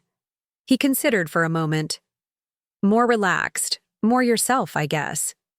In Cedar Creek, you always seem to be trying to stay out of the way, to make yourself smaller somehow." His insight surprised me. I hadn't expected Derek, of all people, to notice such a thing. "That's remarkably perceptive," I admitted. He shrugged, looking slightly embarrassed. "I'm not completely oblivious, Catherine. I know I didn't always make things easy for you back at the house." "No," I agreed mildly. "You didn't." For what it's worth, I'm sorry about that. The apology seemed to cost him something in pride, but it appeared genuine. "I was so focused on what I thought our family needed that I didn't really consider your perspective." I studied him, trying to reconcile this self-aware Derek with the dismissive, controlling man who had tried to push me into Oak Ridge Apartments. "What changed?" I asked finally. He glanced toward the lawn where Noah was now settled in the boat, Abby reading him a bedtime story by flashlight. "Partly seeing how excited Noah is about visiting you here. Partly realizing how much Abby values having you in her life, even if not under the same roof." He paused. "And partly just growing up, I guess. Recognizing that my way isn't always the only way, or even the best way." "That's a difficult lesson for anyone to learn," I acknowledged, thinking of my own journey to this realization. "But an important one." Derek nodded, seeming relieved that I'd accepted his apology without making him grovel. "So, who's the gentleman? In the blue-trimmed cabin?" he asked, changing the subject. "Margaret mentioned he's been spending a lot of time over here, helping with your garden." I felt heat rise to my cheeks. "Hector is a friend. We volunteered together at the community center in Cedar Creek." "Just a friend?" Derek asked, his tone lightly teasing. "Yes," I replied firmly, though even to my own ears, I didn't sound entirely convinced. "Just a friend." Derek wisely dropped the subject, but his knowing smile suggested he didn't entirely believe me. The truth was, I wasn't sure what to call my relationship with Hector anymore. We had fallen into a comfortable routine of shared dinners, walks along the lakeshore, and collaborative garden work. He had indeed been helping me reclaim the overgrown beds around my cottage, bringing cuttings from his own garden to fill gaps where weeds had been removed. We enjoyed each other's company immensely, that much was clear, but neither of us had made any move to define our relationship as anything beyond friendship. despite Margaret's none too subtle hints and the knowing glances from other lake residents when they saw us together. The next morning, I woke early to find Noah already up, sitting in the boat and watching the sunrise over the lake. I joined him, bringing hot chocolate for him and coffee for myself. "Did you sleep well, Captain?" I asked, passing him the mug of cocoa. "The best," he declared. "I'm going to be a sailor when I grow up. Or maybe someone who studies lakes. Is that a job?" "It is," I assured him. "They're called limnologists." He tested the word carefully. "Limnologist, I like it. Do they get to be on boats all day?" "Sometimes," I said.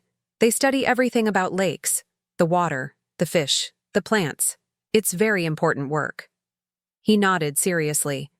"Then that's what I'll be. A limnologist." With a boat. As we sat together, watching the mist rise off the water, I felt a profound sense of gratitude. Here was a connection that wouldn't have been possible in quite this way without my move to Silver Lake. Noah was experiencing nature, forming memories, discovering interests that might shape his future, all because I had created this space for us. Later that day, after Abby, Derek, and Noah had departed, promising to return the following weekend, I found myself alone on my porch, thinking about the changes in our family dynamics.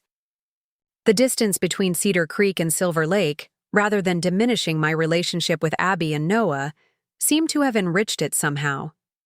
Our time together felt more intentional, more focused on genuine connection rather than the routine interactions of people sharing space. Even Derek seemed transformed by the new arrangement. Without the daily friction of living under the same roof, we were finding ways to interact civilly, even warmly at times. It was as if removing the pressure of constant accommodation had allowed everyone to breathe more freely, to see each other more clearly. I was still contemplating these changes when Hector arrived, carrying a basket of freshly picked vegetables from his garden. "Surplus from my overly ambitious planting," he explained, setting the basket on the porch table. "I thought you might be able to use them." "They're beautiful," I said, examining the glossy eggplants, firm zucchini, and vibrant tomatoes. "Thank ya. You." "How was the family visit?" he asked, taking a seat beside me. "Wonderful," I replied. "Noah slept in the rowboat on the lawn and has decided to become a limnologist." Hector chuckled. Ambitious career plans for an 8-year-old. "It's this week's ambition," I agreed. Last week it was professional soccer player, and before that, astronaut. And Derek? How was he? I hesitated, still processing the unexpected conversation from the previous evening. Actually, he apologized for how he treated me at the Cedar Creek house. Hector's eyebrows rose. "That's surprising, isn't it?" He seemed genuinely reflective about it too, said he realized he'd been too focused on his own perspective. "People can surprise us." Hector repeated his sentiment from our dinner weeks ago. "If we give them the chance." "You said that before," I noted. "You must be an optimist about human nature." "I've seen too much in my legal career to be a pure optimist," he replied. "But I've also seen remarkable transformations. People who seemed irredeemable finding their way to better versions of themselves." He smiled. "Besides, Derek's self-reflection benefits you, doesn't it? Makes your relationship with your daughter and grandson smoother." "True," I acknowledged.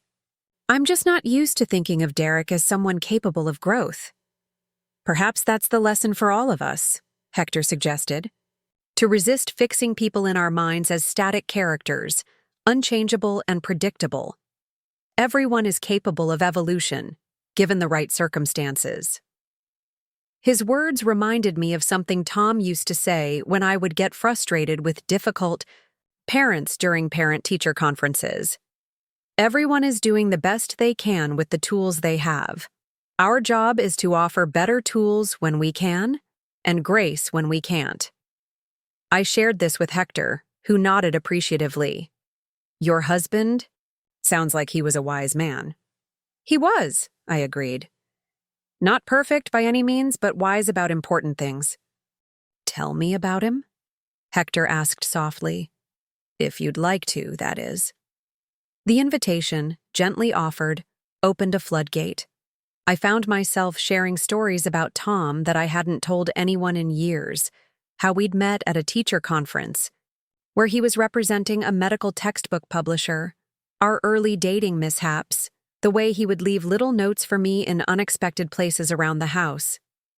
He sounds wonderful, Hector said when I finally ran out of words. Thank you for sharing him with me. What about your wife? I asked, realizing I knew very little about his past. You've never mentioned her.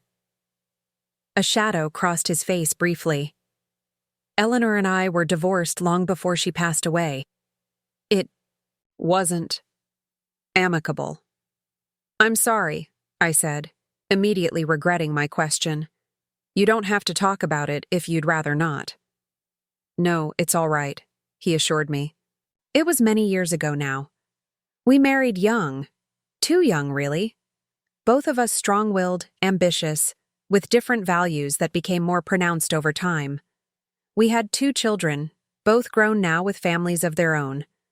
By the time our youngest left for college, there wasn't much holding us together. That must have been difficult, I said, thinking of the contrast with my own marriage, which had remained solid until Tom's death. It was, he acknowledged, especially in those days, when divorce was less common and more stigmatized. My mother, in particular, never fully accepted it. But in retrospect, it was necessary for both of us. Eleanor remarried a few years later, a man much better suited to her temperament. They had 15 good years together before her cancer diagnosis. And you? I asked hesitantly. After the divorce. I dated occasionally, he said with a slight smile. Nothing serious until Rebecca, about 10 years ago. We were together for 3 years, even talked about marriage, but ultimately decided against it. She wanted to travel extensively in her retirement, live a more nomadic life. I wanted roots, a home base. Silver Lake, I supplied. Exactly, he nodded. We parted as friends. She sends postcards from whatever exotic location she's exploring, and I send updates about lake life. It works for us. I appreciated his openness, the way he shared his past without bitterness or regret. It struck me that this was one of the gifts of our age, the ability to look back on our lives with perspective, to see the patterns and purposes and experiences that had once seemed merely painful or confusing. And now? I asked, surprising myself with my boldness. What do you want now, Hector? He looked at me directly, his gaze steady and warm. Now, I want what most people want, I suppose. Purpose, connection, joy when possible. He paused, and I find myself increasingly enjoying the company of a certain retired teacher who has recently moved to my lake. The simple declaration, offered without pressure or expectation, touched me deeply. I enjoy your company too, I replied softly. He smiled, reaching over to take my hand. Then that's enough for now, isn't it? To acknowledge that we enjoy each other's company and see where that leads us? I nodded, feeling simultaneously like a seasoned adult with decades of life experience and like a nervous teenager stepping into unknown emotional territory. It was terrifying and exhilarating all at once. We sat in comfortable silence for a while, his hand warm around mine, watching the late afternoon light play across the lake's surface. Eventually, Hector stood to leave, mentioning dinner plans with his son and daughter-in-law who were visiting from Chicago. Would you like to join us? He asked. James and Lydia would love to meet you. The invitation caught me off guard. Meeting his children seemed like a significant step, an acknowledgement that whatever was happening between us was serious enough to involve family. Are you sure? I asked. I wouldn't want to intrude on your time with them. You wouldn't be intruding at all, he assured me. In fact, They've been quite curious about the woman their father keeps mentioning in conversation. The idea that Hector talked about me to his children sent a pleasant warmth through me. In that case, I'd be delighted to meet them.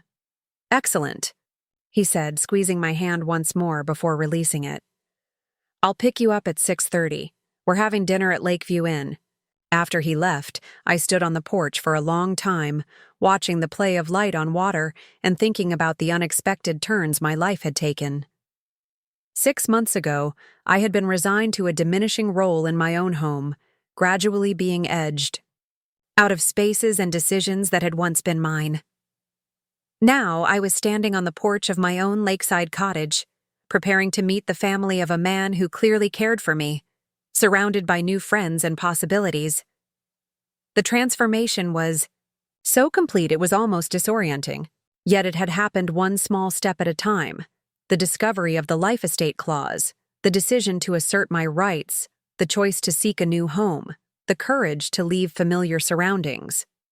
Each decision had led to the next, creating a path I could never have envisioned from the starting point.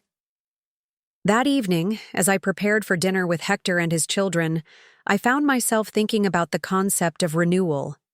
In nature, renewal was constant, seasons changing, plants dying back and regrowing, water evaporating and returning as rain. Why should human lives be any different? Perhaps what I was experiencing wasn't so much a radical transformation as it was a natural renewal, the next season of my life unfolding as it was meant to. I chose a simple dress for dinner, one I had purchased specifically for my new lake life. Comfortable yet elegant, in a deep teal that complemented my silver hair. As I fastened my mother's pearl earrings, I studied my reflection in the bathroom mirror.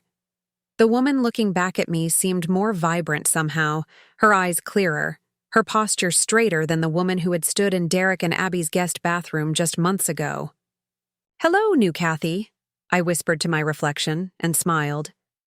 Hector arrived precisely on time, looking handsome in dark trousers and a light blue shirt that brought out the silver in his hair.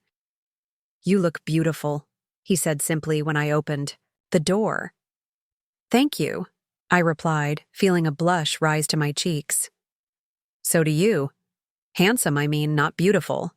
Though you could be beautiful too, I suppose, if you wanted to be. Men can be beautiful." I stopped, mortified by my nervous rambling. Hector just laughed, his eyes crinkling at the corners in a way I found endlessly charming. "I'll take that." As a compliment, however it was intended. "Ready to go?" The Lakeview Inn was a local institution, a restored Victorian building on a bluff overlooking the lake. Its dining room was elegant without being pretentious, with white tablecloths, fresh flowers, and expansive windows showcasing the water views. James and Lydia were already seated when we arrived. They stood to greet us, James immediately recognizable as Hector's son with the same warm brown eyes and strong jawline. Lydia was petite and stylish, with a friendly smile that immediately put me at ease. "Dad's told us so much about you," James said as we shook hands. "We're delighted to finally meet you." "All good things, I hope," I replied, glancing at Hector. "Exclusively," he assured me, pulling out my chair. Dinner proved to be delightful. James and Lydia were engaging conversationalists, clearly interested in getting to know me without being intrusive. I learned that James was an architect specializing in sustainable design, while Lydia taught music at a private school in Chicago.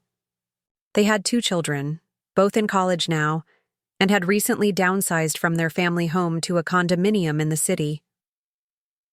"We're trying to convince Dad to spend more time in Chicago," Lydia mentioned as we enjoyed our entrees. "There's so much he's missing. Concerts, museums, restaurants.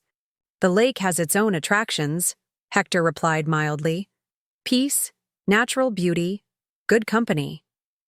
His gaze flickered to me on the last point, causing James to exchange a knowing look with his wife.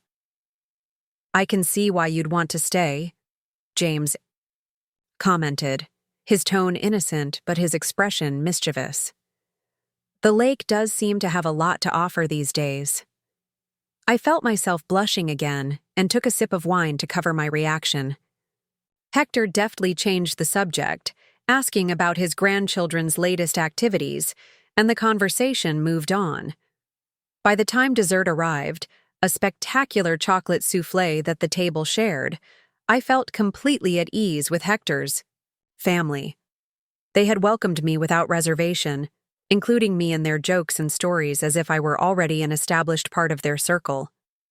As we prepared to leave, Lydia hugged me warmly. "I'm so glad we got to meet you, Kathy. You've brought a spark back to Dad's eyes that we've missed seeing." "Oh," I said, surprised by her directness. "I don't know about that." "Ah, I do," she said firmly. "Trust me, we can tell." She glanced at Hector, who was settling the bill with James's assistance. "He deserves happiness. So do you, from what he's told us about your journey." Her words stayed with me on the drive back to my cottage. Deserves happiness. It was a simple concept, yet one I hadn't applied to myself in a very long time. I had been focused on survival, on making the best of difficult circumstances, on keeping peace in my family. The idea that I might actually deserve happiness, might have a right to pursue it actively, felt almost revolutionary. Hector seemed to sense my thoughtful mood. "Everything all right?" he asked as we pulled up to my cottage. "You've been quiet since we left the restaurant." "I'm fine," I assured Hector, turning toward him in the dimly lit car. "Just thinking about something Lydia said." "Should I be worried?" he asked, his tone light but his eyes searching mine. "Not at all. She said something about deserving happiness, and it resonated with me." Hector nodded slowly. "She's a wise woman, my daughter-in-law. Wiser than her father-in-law in many ways." "I doubt that," I said with a small smile. But it made me realize how long it's been since I thought about my own happiness as something I actively deserved. His eyes held mine for a long moment. "I'd very much like to be part of that happiness, Kathy, if you'll allow it." Without overthinking, I leaned forward and kissed him softly. When I pulled back, Hector was smiling. "I've been wanting to do that for weeks," he admitted. "But I didn't want to rush you." "Would you like to come in for coffee?" I offered, not quite ready for the evening to end. Inside the cottage, Hector wandered around my living room, examining the photographs I'd arranged on the shelves. He paused before a framed photo of Tom, Abby, and me at Abby's high school graduation. "Your husband?" he asked when I joined him with 2 steaming mugs. "Yes, that's Tom," I confirmed. "Abby looks so young there, doesn't she? 18 and ready to conquer the world." "She has your smile," Hector observed, "and your determined expression." We talked for hours, moving from family stories to deeper topics, our fears, our hopes for the future, the lessons we'd learned from our respective marriages. The conversation flowed naturally, without awkwardness or the need to impress each other. When Hector finally prepared to leave, well after midnight, he kissed me again, more confidently this time, but still with a gentleness that spoke of respect and patience. "Good night, Kathy," he said, his fingers lightly caressing my cheek. "Thank you for a wonderful evening." The next morning, I woke early, my mind already busy with plans for the day. I had promised Abby I would drive into Cedar Creek for Noah's soccer game, and afterward, we were going to visit the Cedar Creek house one final time before the sale to the developers was completed. I arrived at the soccer fields in time to see Noah's team warming up, their small figures in bright blue jerseys running drills on the dewy morning grass. Abby waved from the sidelines where she was setting up folding chairs. "Mom, you made it," she called as I approached. "Noah's been asking every 5 minutes if you were here yet." "I wouldn't miss it," I assured her. "How is he feeling about the game?" "Nervous," she admitted. "They're playing the top team in the league, but he's excited you're here to watch." As if on cue, Noah spotted me from the field and ran over, his face flushed with excitement. "Grandma, did you see me practicing?" "My kicks? Coach says I'm getting really good." "I did see," I confirmed, giving him a quick hug. "You look very professional out there." The game began, and for the next hour, we were fully absorbed in the drama on the field. Noah's team fought valiantly but were clearly outmatched by their opponents. When the final whistle blew, the score was 3-1 in favor of the other team, but Noah seemed unfazed by the loss. "Did you see my almost goal, Grandma?" he asked breathlessly. "Coach said it was the closest we've come to scoring against them all season." "I saw it," I confirmed. "It was spectacular. You've really improved since the last game I watched." After the game, we drove to the Cedar Creek house. It looked different already, even though the demolition hadn't begun. Perhaps it was simply seeing it with new eyes, knowing its fate, or maybe it was the absence of the seasonal decorations and maintained flower beds that had always marked it as a cherished home. "It looks sad," Noah observed as we got out of the car, "like it knows what's going to happen." "Houses can't feel, honey," Abby reminded him gently. "But I know what you mean. It does look different." We walked around to the backyard, where Noah immediately headed for his tree fort. While he climbed up to say his goodbyes, Abby and I wandered through the garden that Tom and I had so lovingly created over the years. "I took cuttings from Dad's rosebushes," I told her, touching a bloom that had miraculously survived without regular care. "They're already rooting in pots at the cottage. I thought maybe you might want some for your new place, too." "I'd like that," she said softly. "A piece of the past to bring into the future." The interior of the house was completely empty, our footsteps echoing on the bare floors. We moved from room to room, Noah asking questions about what each space had been, like when Abby was a child. She obliged with stories, some I remembered vividly and others I had forgotten. In what had been the master bedroom, Abby paused. "This is where Dad died," she said quietly. "I still remember getting the call from you rushing over here." I nodded, the memory still painful despite the years that had passed. "It was quick, at least. The paramedics said he probably didn't suffer long." "Are you really okay, Mom?" she asked. "With all of this?" "I really am," I assured her. 6 months ago, the idea of this house being demolished would have devastated me. But now I see it differently. Life moves forward. We adapt, we rebuild, we find new joy. "Like with Hector?" she asked, a hint of mischief in her voice. I felt my cheeks warm. "You've been talking to Derek, I see." "He mentioned there might be a gentleman friend." "I want details, Mom. All of them." I laughed, oddly comfortable discussing this with my daughter. "His name is Hector Ramirez. He's a retired lawyer, a widower with 2 grown children. We volunteer together at the community center, and he has a cabin across the lake from my cottage." "And?" she prompted, clearly expecting more.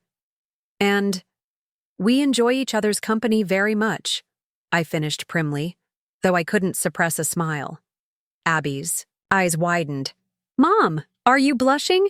This is amazing. When do I get to meet him?" "Soon," I promised, both pleased and slightly embarrassed by her enthusiasm. "He's very interested in meeting you and Noah, too." That evening, after returning to the cottage, I received a call from Abby. Her voice was tight with emotion. "Mom, Derek heard from the development company today. They're moving up their timeline. The demolition crew is coming to the Cedar Creek house on Monday." "Monday?" I repeated, surprised by the accelerated schedule. "That's very soon." "I know," Abby said, her voice cracking slightly. "I thought we'd have more time. We only said goodbye to it today, and now it'll be gone so quickly." "Oh, sweetheart," I said softly.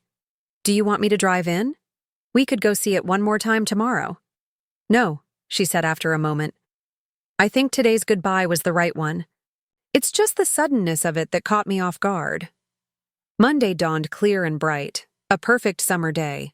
I spent the morning at the community center in town, where I had begun volunteering with a children's reading program. As I drove home afterward, I realized that at that very moment, the demolition crew was likely beginning its work on the Cedar Creek house. When I arrived at the cottage, a familiar car was parked in the driveway, Derek's sleek black sedan, unexpected on a Monday afternoon. I found him sitting on my porch swing, looking uncharacteristically disheveled. "Derek?" I said, as I approached. "Is everything all right?"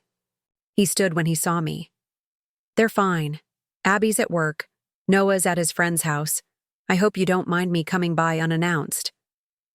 In the kitchen, I made sandwiches while Derek sat at the small table, unusually quiet. Finally, as I set a plate in front of him, I asked directly, "What brings you out here in the middle of a workday, Derek?" He sighed. "The demolition started this morning." "I assumed it would," I nodded. "Is that why you're here? To tell me in person?" "Partly," he admitted. "And partly because—" I wanted to apologize. The statement was so unexpected that I couldn't hide my surprise. "Apologize? For what?" Derek met my gaze directly. "For how I treated you in that house. For trying to push you out without consideration. For your feelings or your rights. For making you feel unwelcome in your own home." I studied his face. The remorse in his expression seemed genuine. Thank you, Derek. I appreciate that. "I've been doing a lot of thinking," he continued, "about how I approach relationships, how I tend to prioritize my own needs and plans. Watching the house come down this morning, a house that meant something to so many people, not just me, it really drove home how selfish I've been. We all have our blind spots," I said finally. "The important thing is recognizing them when they're pointed out to us." "Like you did with that life estate clause," he acknowledged with a rueful smile. "That was a wake-up call I probably needed." At the door, as he prepared to leave, he hesitated. "There's one more thing, Catherine. A favor, actually." "What is it?" I asked, curious. "Abby and Noah will be out here a lot this summer with Noah's day camp. I was hoping. Well, I'd like to repair our relationship too. Maybe I could join them sometimes. Get to know this new life you've built." The request touched something unexpected in me, a willingness to forgive that I hadn't fully acknowledged before. "I'd like that," I said simply. "You're always welcome here, Derek." 2 weeks later, Abby, Derek, and Noah arrived for their first weekend stay at the cottage since the demolition of the Cedar Creek house. They brought pictures of the empty lot where the house had once stood, a flat, bare expanse of dirt waiting for new construction to begin. "It's strange," Abby commented as we looked at the photos together on my porch. "I thought seeing it gone would be more painful, but it's just a place now, not our place anymore." "That's how I felt when I moved," I told her, "as if I was leaving behind a shell, not a home." Noah, bored with adult conversation, had already raced down to the dock where Hector was waiting to take him fishing. The two had met the previous weekend and had formed an immediate bond, much to my delight. "Hector's good with him," Derek observed, watching them from the porch. "Noah hasn't stopped talking about going fishing with Grandma's friend all week." "He's good with everyone," I replied, unable to keep the fondness from my voice. "It's just his nature." Derek and Abby exchanged a knowing look. "So," Abby said casually, "is it serious between you two?" I felt a blush rise to my cheeks. "I don't know if serious is the right word at our age. We're not teenagers planning a future. We're just enjoying each other's company, taking each day as it comes."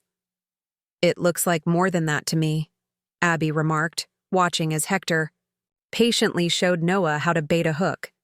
"You both seem happy." Really happy. We are, I admitted. Happier than I expected to be at this stage of my life. Later that evening after dinner, we all gathered around a small fire pit that Hector had helped me build near the shoreline. Noah roasted marshmallows, getting more sticky sugar on his face than in his mouth, while the adults sipped wine and watched the sunset paint the lake in brilliant colors.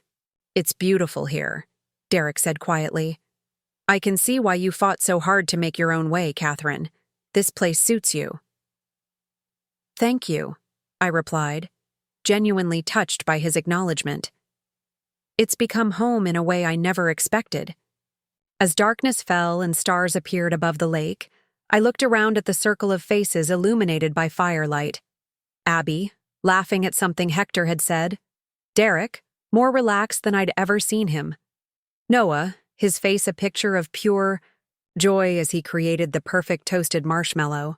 And Hector, catching my eye across the flames with a smile that warmed me more than the fire. 6 months ago, I had stood in the rain watching Derek change the locks on what was once my home, feeling lost and betrayed. I could never have imagined then that his cruel action would lead me here, to this peaceful shoreline, to new friendships, to unexpected love, to a life that felt more authentically mine than anything I had known before. The deed to the Cedar Creek house had indeed contained a secret clause, one that had protected my right to a home. But the true gift of that clause had not been the legal leverage it provided. Rather, it had been the push I needed to discover what home really meant to me, not just a physical structure, but a place where I could be fully myself, surrounded by people who valued me for exactly who I was. As Noah drifted to sleep against my shoulder and conversations quieted, I gazed out at the moonlight silvering the lake's surface and felt a profound sense of gratitude. The journey had been difficult, filled with painful goodbyes and uncertain beginnings. But sitting here now, I knew without doubt that I had found exactly where I belonged. Sometimes, I reflected, the most devastating endings lead us to the most beautiful beginnings. All we need is the courage to walk through the door that unexpectedly opens before us, and the wisdom to recognize when it's time to claim the happiness we truly deserve. Up next, you've got 2 more standout stories right on your screen. If this one hit the mark, you won't want to pass these up. Just click and check them out.